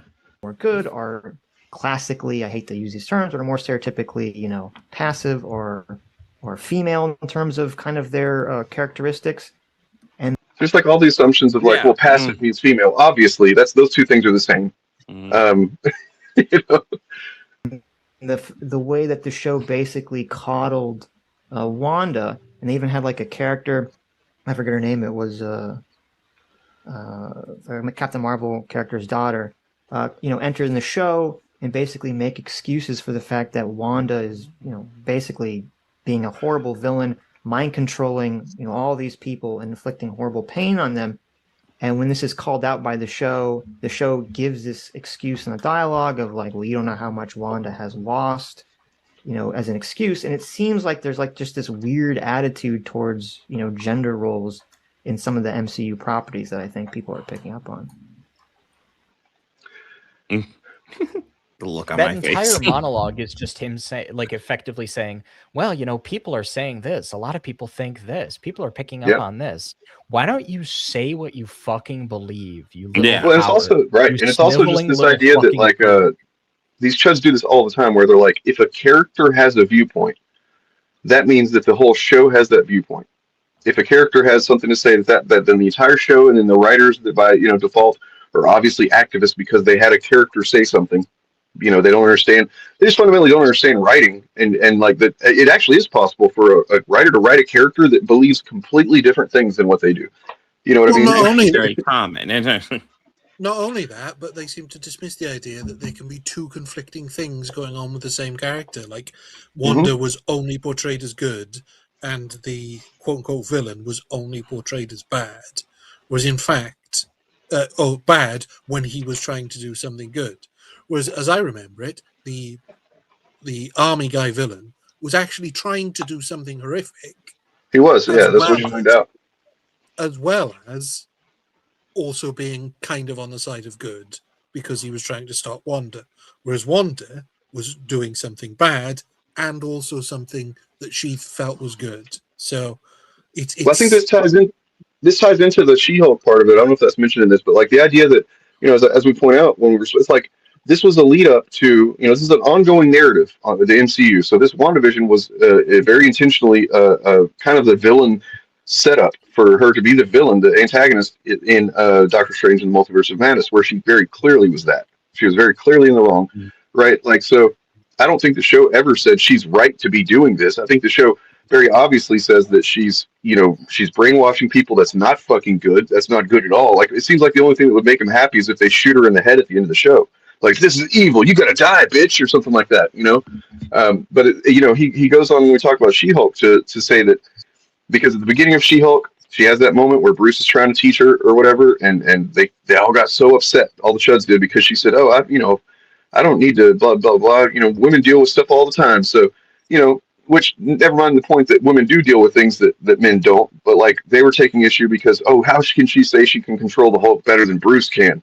And it's like, obviously this is a setup for her to have a little bit of hubris, and this is going to blow up in her face. Clearly. I mean, I was pretty confident in that. And then, of course, you know, second or last episode or whatever, she hulks out, freaks out in public, and, you know, does the thing. And it's like, he literally says that doesn't count because it's not part of her story arc. I was like, dude, that's a story arc. She's like, no, this is a different episode. Like the whole, this is just from memory, obviously, but like the whole of the advertising for WandaVision is that like it's like uncanny, and like characters are like suspicious that of like, you know, the stuff they're experiencing that's like not real. There's a whole scene where like Vision is trying to figure it out. Like it's the idea that the show maintains that what Wanda is doing, like there's no problem with it. Like she's not a morally, at best, morally ambiguous character is so weird, especially because the films have this whole angle where it's like, if she doesn't make good judgments with her power, people will get hurt and bad things will happen, you know, which obviously happens in the film where she's introduced in Age of Ultron. So the idea that this is a character who's like promoting something that she's doing, it's just so dull. Yeah. This is just troglodytic dullard bullshit.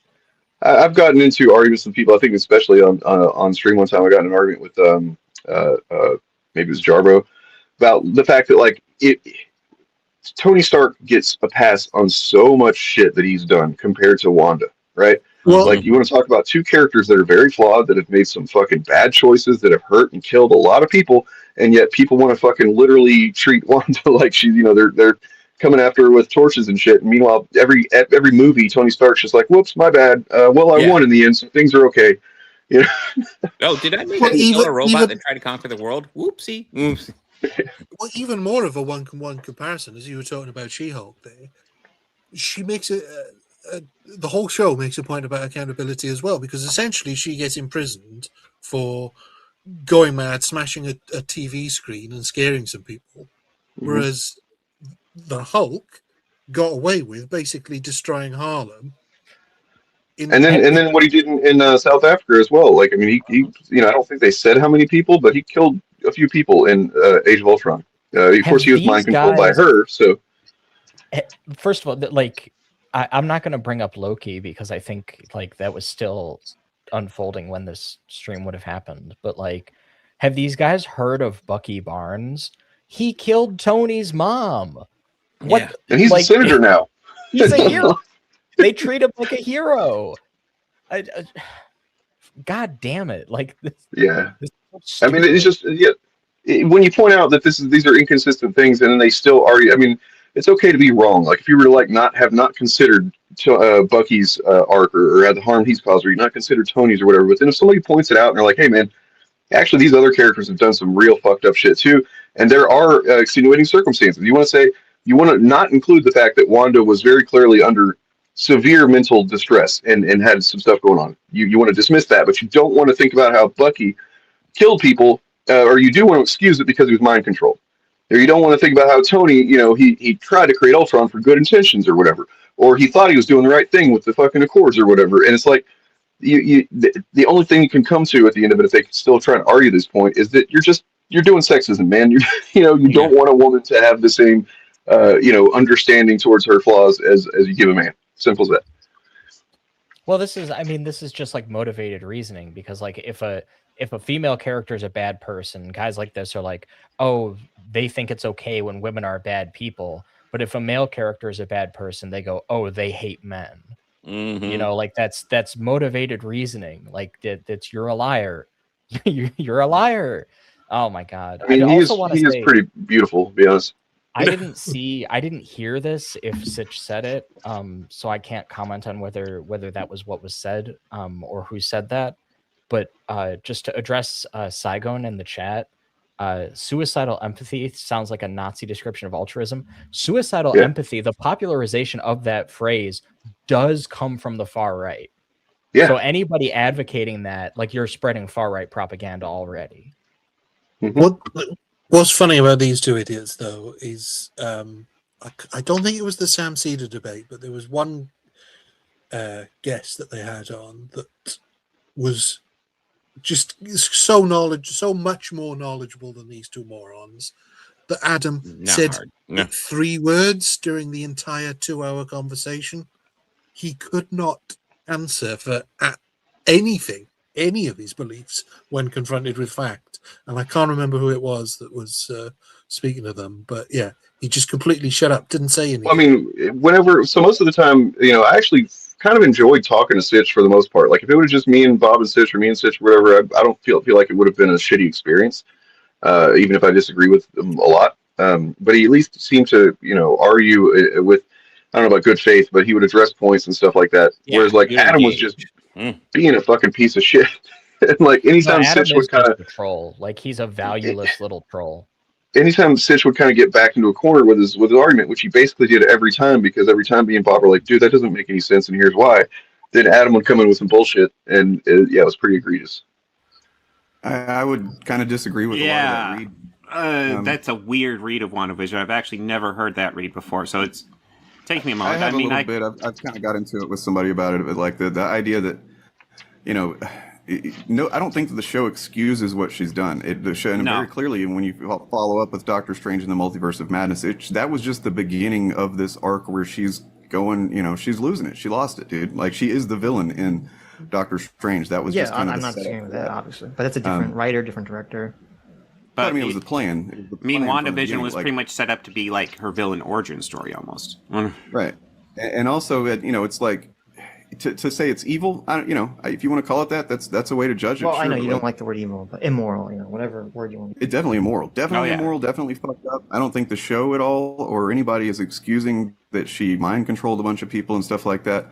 I think what it was doing was approaching it with a sense of empathy for her mental state, which is different than if she was literally evil, evil and deciding I'm gonna fucking do this evil shit. You know what I mean? Like there wasn't like a villainous intent. It was she didn't fully understand what she was doing, and then once she did, she was just kind of so lost in it. And like I think that's actually a reflection of how sometimes people with mental health issues are treated in the real world. I think that's more what it was commenting on than any kind of gender thing. And also Vision, Vision, he was kind of just moping around a lot when he was in the show, but at the end he had a badass fight with the other Vision. So I don't agree that he was just like not doing anything manly or whatever, but he's a robot, so maybe it shouldn't apply. So yeah, there's that part. There's the She-Hulk one is the most insane one. Bob, you remember that? Yes, yeah. And the argument literally became, is her doing something early in the season and then that being followed up on directly later in the season, is that an arc? Is that part of her arc or not? What would you say, Sherry? Sorry, can you repeat the question? I was just trying not to get angry.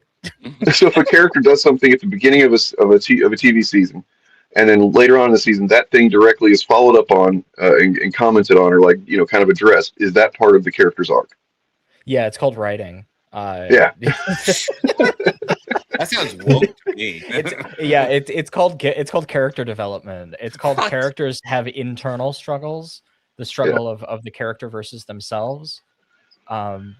Basically, like almost every female MCU hero that I've seen in a film. Obviously, I'm not as into these as some people, but just the ones that I've seen, like Captain Marvel got brought up earlier. Captain Marvel, literally, there's like a whole thing where she's like struggling with her worldview, and there's a certain point in the film where she's realizing that she's been a bad person this whole. She's been fighting for the bad guys. Yeah.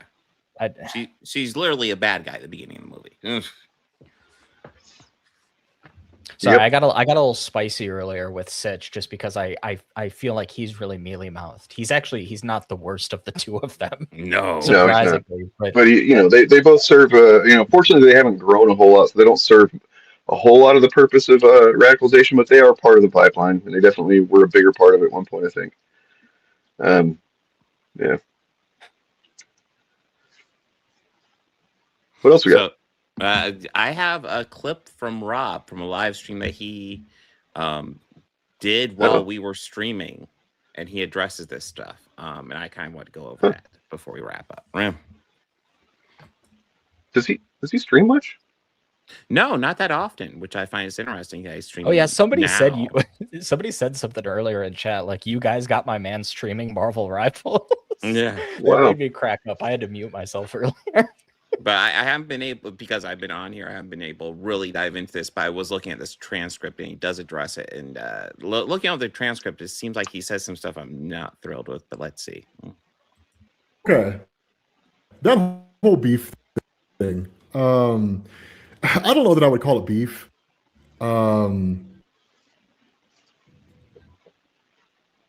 Yeah, it's.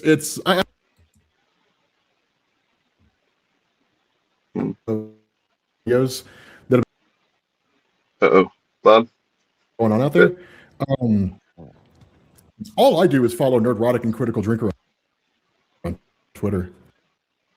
Here, what? Can you give me? Oh shit! I'm trying again. Okay, technical difficulties. We should go this way.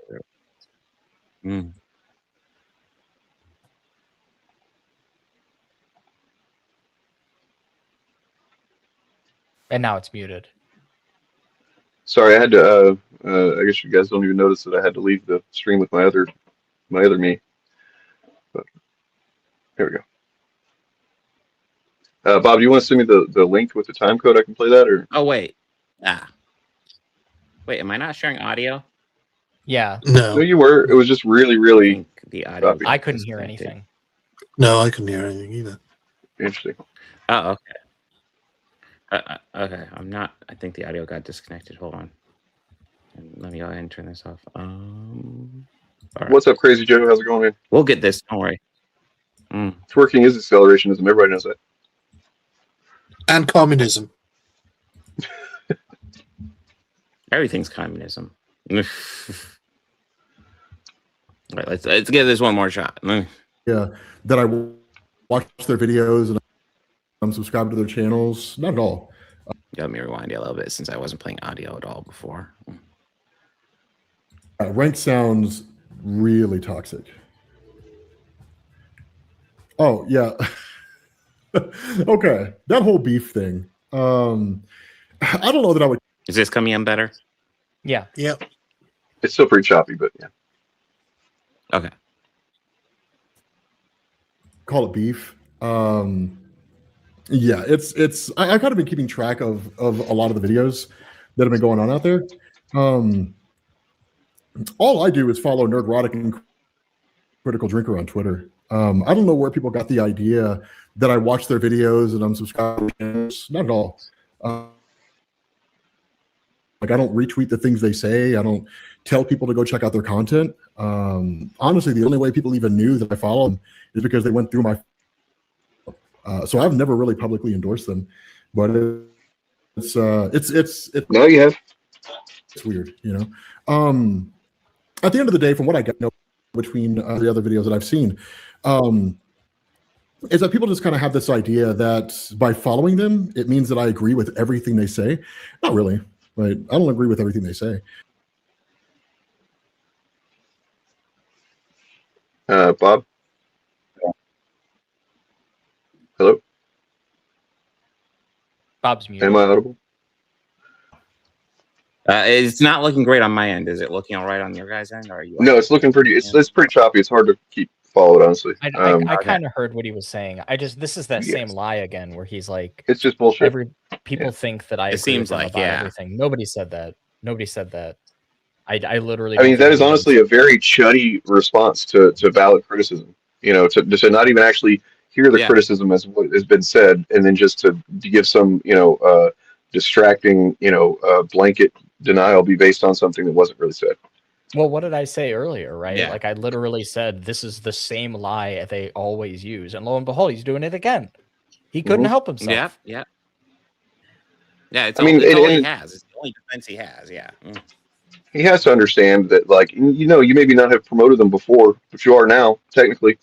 But I mean, you tacitly were doing it, passively, like by being, the only reason anybody knows, well, that's the thing. People can go look and see who you're following. And if you're someone with 2.6 million subscribers, you're going to have some level of people that look up to you and respect you and might go, hey, I wonder who he follows. I want to follow that person.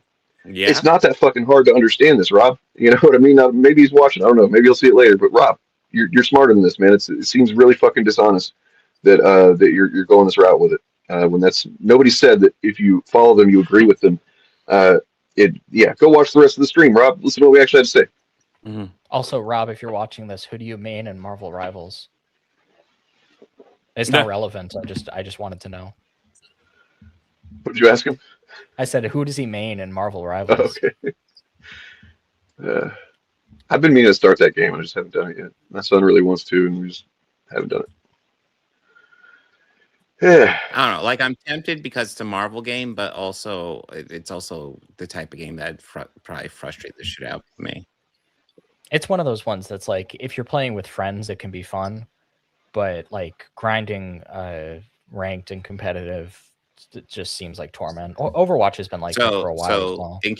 in case you're wondering, it looks like he's playing Moon Knight right now. Yeah, that makes sense. It wasn't going to be Cloak and Dagger, like. Yeah,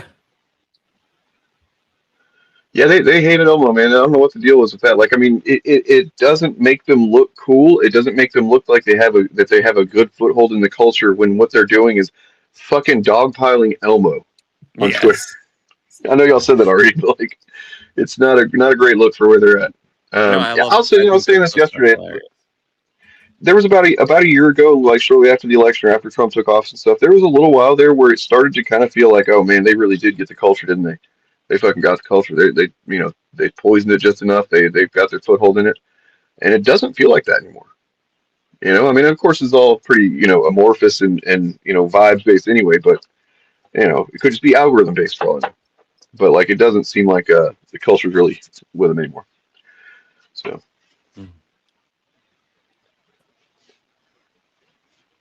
I do think, I mean, something funny about that is it's probably difficult for them to occupy that position because they always have to be under attack. When Donald Trump got elected, there was a lot of celebration where they were like, we won, we're going to do this, you know, hold this L, blah, blah, blah. They were really end zone dancing on people. And then a little time passed and they were like, oh, fuck, if we don't pretend to be under attack, we have nothing. So they were just like, oh, never mind. Actually, it's the left is still in control of everything. And then you start piling on, you know, dumb decisions like, you know, Trump literally breaking the three things that he swore he was going to do as a president that he managed to get. You know, he managed to get a bunch of young males to vote for him that didn't vote for him previously, that are a lot of them were their first time voting, and he managed to get a lot of them. And that pushed him over the edge because they wanted no wars, because they wanted Epstein files. You know what I mean? And lo and behold, well, we got the Epstein files eventually, but you know, look at everything he did to try and prevent it, as well as just going, you know, fucking bombing Iran and everything else. It's you know, apparently some of these fucking youngins these days, apparently, it seems like they might be kind of naive, but they do have some kind of principle, and I was surprised by that. Well, I think it's, you know, something that I've noticed with my own peers is like a lot of us were like, and still are, more left wing than our parents. Because something that I've noticed is like the millennials are not shifting to the right as hard as some other generations did. But I do notice that like the right wing ones have calcified more. You know, when they were younger, it used to be like, well, you know, I want my guns, but I also want my weed. So I'm kind of a moderate, but I'll vote right, I'll vote left, whatever. Those guys are a lot rarer now. Yeah. And I mean like genuine ones, like the genuine kind of libertarian moderates are pretty rare. But I do think that there's something to be said for like younger people who just like who just couldn't have known personally, you know, like they were not prepared by their environment to understand Trump won. Right. And they were not like educated into it, and they didn't witness it personally as legal adults who could vote. So like, you know, 4 years later, they're looking at Donald Trump and they're thinking like, oh, I guess I kind of remember what things were like when I was younger, but they would have had to have been at most like, you know, if they were 18 and they voted Trump, they would have been like 14 when he right. That's something that's really hard to. It's really kind of like how it is trying to understand people who are prequel lovers over any other Star Wars trilogy. You know, it's a similar thing. Like there are people that grew up with Trump as president, and so he's just presidential to them. To some degree, like he's a valid presidential presence, whereas like to most of us, we were like, fuck no, this guy can't be president, and then he was. But like, you know, they don't see him or didn't see him in that same way. To what you're saying. Also, like Donald Trump basically ran unchallenged. There was no primary for the Democrats, so they didn't really have anybody with real visibility other than Joe Biden, who did like 2 debates and dropped out. Because he fell literally in the second debate he dropped out. Like. He dropped out of consciousness. So like then you know, it's whatever it was, like a few weeks, and then they have their convention, and then they pick Harris, and then her campaign even petered out a few weeks ahead of the election. There was just less. With hers, what it was the moment that they, you know, because at first they were doing the weird thing, and that was working really well. Just calling them weird. That was it. It's so simple, and it was you know. That was the Tim Walz thing. That was right, but then she started listening to the fucking guy that owns Uber or whatever. Was like they let him into, you know, the campaign as far as like an advisor, and she started appealing more to corporates. She started appealing to fucking Republicans. It's like anybody that doesn't have the values or you know for like actually making the country better for everybody, and they're just like being spiteful with their politics. You shouldn't fucking appeal to them. Simple as that. Well, you know, more of those young people who were naive and anti-war might have voted Harris if she could have moved left on shit like Israel. You know, like I kind of think if she said, you know what, Joe Biden gave a lot of arms to Israel, and I'm gonna immediately stop doing that. I'm gonna condition aid. We're not. But that's where the DNC comes in as being at fault, because they literally just transferred his support to her, and it came with strings. Like you can't shit talk Biden. You can't say anything negative. You have to just, you know, boost him up. Meanwhile, don't diminish any of his accomplishments, even though, you know, some of them is hard to promote some of them, and also promote your own accomplishments as vice president when she was literally sidelined the whole time. She was back in the background almost the entire presidency. Well, they put her on the mic and had her do that. Like literally the most famous thing she said was "do not come." So it's like, okay, so your party's like pro-war and anti-immigrant. Of course, people are going to vote Republicans because they're just better at being the thing you want to be. You know, like it's a all time. The Biden run, subsequently also the Harris run. That's an all-time bag fumble. I've never seen anything like that. I don't think I've ever read about anything like that. And the thing is that it emboldened the right to think that they earned that shit, and they absolutely didn't. But real quick, I'm gonna have to go, but I wanted to show this clip. This is another clip from not from the same hearings, but this is on ICE, and I just find it interesting that well, we'll see. Do you know what other regimes in the 20th century required similar proof of citizenship? Yes, sir. What? Sir, there was various nefarious regimes that did that. Is Nazi Germany one? Yes, but is the Soviet Union one? I honestly, sir, I'm asking the questions. Is the Soviet Union one? Yes, sir, but I totally, this is the wrong type of questioning. No, I'll tell you what the wrong. It's the wrong question because it makes me look bad. Okay. Yeah, this is devastating to my argument. I find it like I kind of got caught up the first time I watched it because he tried to say various and nefarious, and I'm like, what are you, Eminem answering this shit? Come on, man. Like, get with it. But actually, sir, it's Holocaust Museum. Reclaiming my time, sir. If you want to go reclaiming my time, Mr. Chairman. It's not the men and women of ICE that are out there doing it every day. So to say that the men and women of ICE that Mr. Chairman, I'm reclaiming my time. I would like my time back, please. Please give me another 15 seconds because he was unnecessarily speaking. Yeah, that's just not good, man. Like that young people don't want to hear that shit. I mean, it's almost like we you know, people know it's true. You know, people know, we see how much money goes into the fucking military budget, and yeah, it's true. Of course it is, because as much as our money goes into that shit, that doesn't go to things that are, you know, way more worthy of the money and need it way more, and would you know, prop up a healthier democracy way more than that does. Yeah, everybody knows we're fucking badasses. Great, but who cares? You don't need, that's not something to fucking, you know, crow about. But I just want to say, like, the Democrats have fielded in my lifetime like one unstoppable candidate, and that man was Barack Obama. Yeah. And that he just could not, like, they had nothing on him. They couldn't take him down at all. People had an absurd amount of faith in him, and they don't seem to understand why he won, because they think, oh, he won because he was respectable. That's why all these assholes like Pete Buttigieg are always imitating Obama's cadence, because they think that's why he won.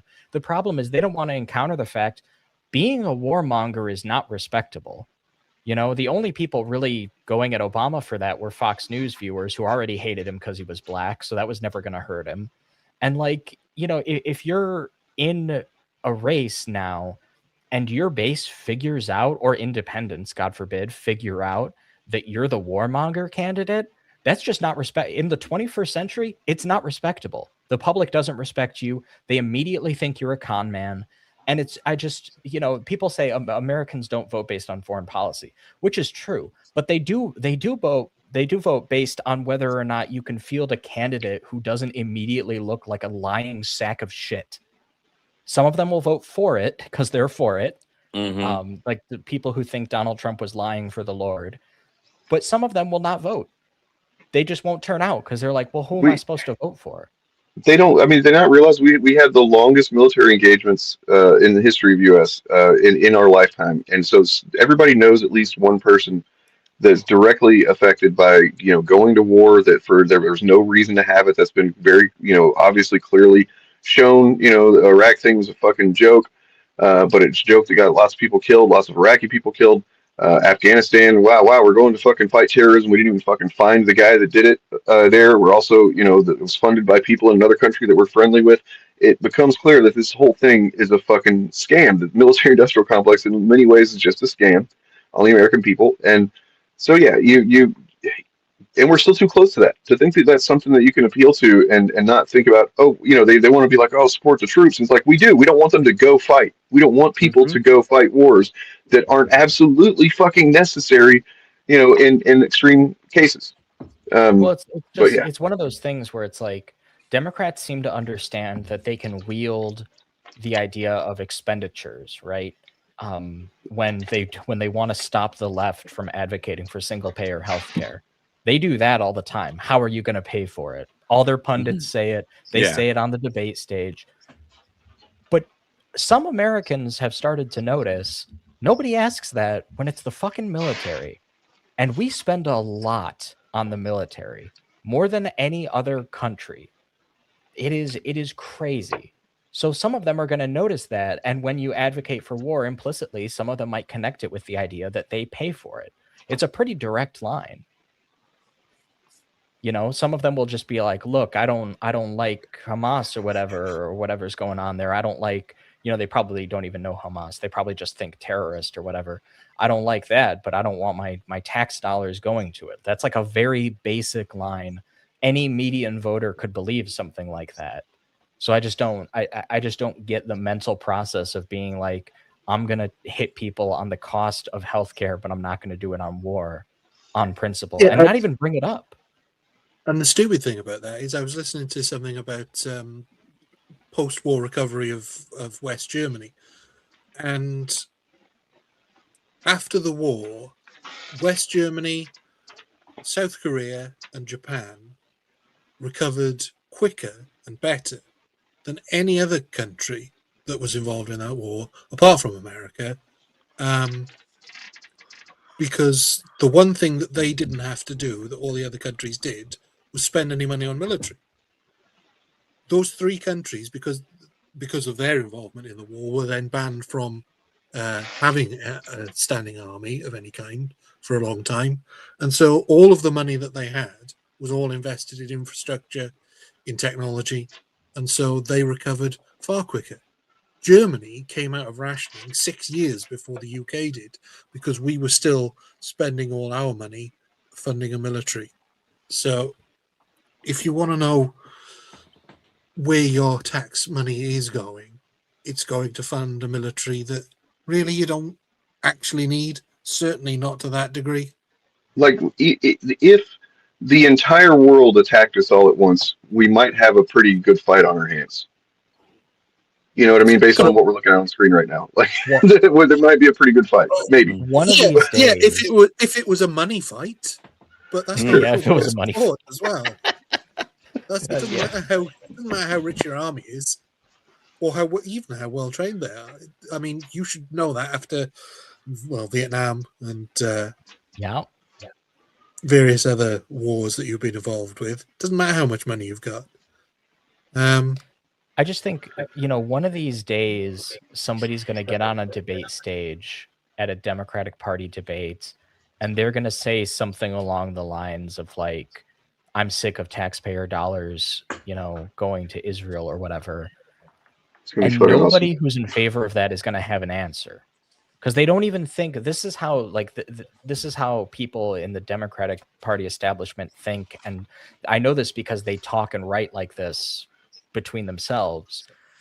They don't think they should have to have an answer to that. They're openly disdainful of the idea that they would need to justify it. They think of it as like, oh, these rubes think we have a reason. There are a handful of just like things that the both established parties they are just truisms, and you cannot not be outside of this realm of thought, no matter what, if you plan to be elected at all. And that one of them is, God. You gotta be religious. You can't have some atheist get up there and say, I don't really believe in God. You know what I mean? A lot of people don't like that shit. And you can't be anti-Israel, or at least so far you haven't been able to. But I think that's been shifting quite a bit. I think that's I've seen some polling that suggests it's might be shifted the other way completely almost. But yeah, it's. I mean, by the way, Ryan, watch your mouth. You see what our block is compared to yours there, okay? So. I mean, so they're constantly like Russia and China pandering or, fear mongering about Russia and China. We got to keep, it's like, where, even if it is it's not just money. It's just like, does anybody really think that we don't have the military capability to fight Russia whenever they had their tanks were falling apart going into Ukraine and shit like that? No, sorry. Well, yeah, I mean, Russia. To be honest, it wouldn't be hard to beat Russia. I mean, you could beat Russia easily if you halved your military budget and have no problems. And this is the other thing about your military budget as well. It, in effect, is a form of socialism that the Republicans are okay with, because all of those soldiers, they're not off fighting wars 90% of the time. 90%, probably 90% of them are not fighting wars 90% of the time. So you're paying them to be in the army to not do like their job. By the way, did you guys see that there's this no-fly zone's been created around El Paso? See that news? No, I didn't. No. So this might very well point to Trump's trying to do a distraction by going into Mexico. I don't know. Like that's what I've seen. The best guess is. Let me find it real quick. So there's certain dates whenever it's going to be very, very illegal to fly in this area of New Mexico, or in El Paso, New Mexico, rather. And it's, let me see. So Pentagon FAA dispute. Pentagon let CBP use anti-drone laser before FAA closed El Paso airspace. AP sources say. So the Pentagon allowed U.S. Customs and Border Protection to use an anti-drone laser earlier this week, leading the Federal Aviation Administration to suddenly close the airspace over El Paso, Texas on Wednesday, according to two people familiar with the situation who spoke on the condition of anonymity. The confusing arc of events began. So this is kind of an update that I didn't know about, the laser part. All I know is that I woke up this morning, one of the first things I saw in the news was that there was this no-fly zone declared for this stretch of dates. And people saying, why the fuck are they doing this? What's going on here? So let's see. Confusing arc of events began as FAA announced it would be shutting down all flight traffic over the city on the U.S.-Mexican border for 10 days, stranding some travelers. But the closure ended up only lasting a few hours. Okay, so I guess it's already over. The Trump administration said it stemmed from the FAA and Pentagon working to halt an incursion by Mexican cartel drones, which are not uncommon along the southern border. One of the people said the laser was deployed near Fort Bliss without coordinating with the FAA, of course. So they're literally just doing fucking lasers to shoot down drones, to to blind drones or whatever, and they're not letting anybody know about it. And they're, what could happen there? Yeah, I mean, they just want to start ramping up the military involvement against any Latinos, basically. They shut down the entire airport. That's crazy. Stranded travelers with luggage lined up the airline ticket counters and car rental desks before the order was lifted. Normal flights resumed after 7 arrivals and 7 departures were canceled. Some medical evacuation flights had to be rerouted. So, okay, well, it's a troubling lack of coordination, apparently. Investigation in last year's mid-air collision near Washington, D.C. between an airliner and Army helicopter killed 67 people, highlighted how the FAA and Pentagon were not always working well together. No shit. Yeah, well, anyway. I can believe it's stupidity and incompetence because they're desperate to keep everything they do a secret. Yep. Well, they don't want any pushback. They don't want to have to, face any kind of a common sense or anything that might, go against their agendas. And just looking at that Pam Bondi clip earlier is a good example of that. Donald Trump was probably like, no fly zone. That sounds like a great thing. I don't like flies. Who does? So there's a couple of comedians, by the way, that are kind of screwing themselves talking about the Epstein thing. Brian Callen, who was already, his career is pretty much over anyway. He was like kind of defending, people like, oh, you know what? I want to talk about this Friday, and I ended up not streaming Friday. You guys know who Deepak Chopra is? Yes. Although yes. I do have to go. Okay. Unfortunately. So, all right. Yeah, I gotta go too. So I'll just leave it Friday. But he's in the Epstein files, and he's saying some gross shit with Epstein. It's gross, and I hate that guy. So everybody subscribe to Chariot. Yeah. And Ryan. I put out a new video today. You guys should go watch it. It's about the critical stinker. Nice. God, you're obsessed with them. You're just trying to use them for clout. I am. You're grifting. I bet you've already gotten those comments. Have you already gotten them? True, bestie. The comments have been pretty good so far. Okay. I like the ones where people are like, "Oh, you call them a liar, but you're actually the same as them because you're on the other side."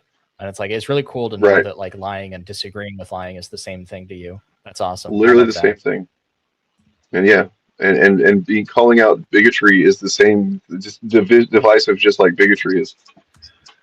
True. So true. I So heard true. that one before. So Well, I will see you all later. later. Later. Either you fellas have anything else? No, we've covered everything I was going to cover. Cool. Yeah. Ryan, what's going on with you? Business as usual. Still putting out Rockwood Files reviews. And in the totally non-political Rockwood Files, the last 2 reviews I did, the one was about feminism, and the one after that was about the first one was about a combination of feminism and immigration. Had a character who had emigrated into the US illegally 38 years earlier. Nothing relevant about that today. And then the second video was about how press manipulation can occur and how it can affect those who are suffering from delusional mental issues and cause them to do nuts things. So, like I said, totally not political. Rockford, he's all like, fuck all these wokies, these commies, right? Like, get them out of here. Sorry.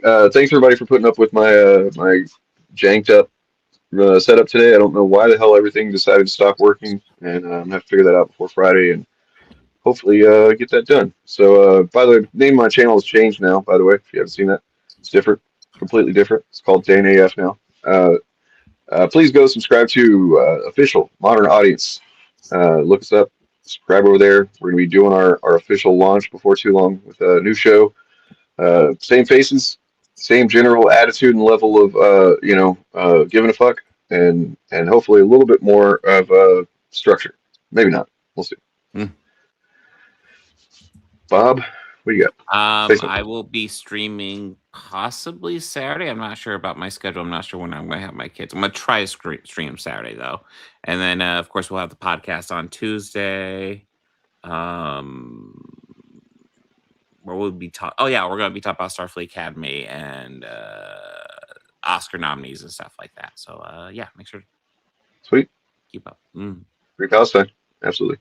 Fuck ICE. Get the fuck out of here. If you're ICE fans, fuck ICE. All right. Yeah, abolish ICE. I'm done with them. Rob, if you end up seeing this, man, I believe you have the ability to do better. I believe it's possible. I don't believe that you were on some path that you're not able to go back from. You can completely redeem yourself. Watch Ernie's video, listen to what he has to say, take on the fucking uncomfortable criticism, and then do some self analysis, self work. You got it, bud. If not, fuck off. And Ryan, thanks for being here. Peace out, everybody. Enjoy the negative grift, guys. I'm out.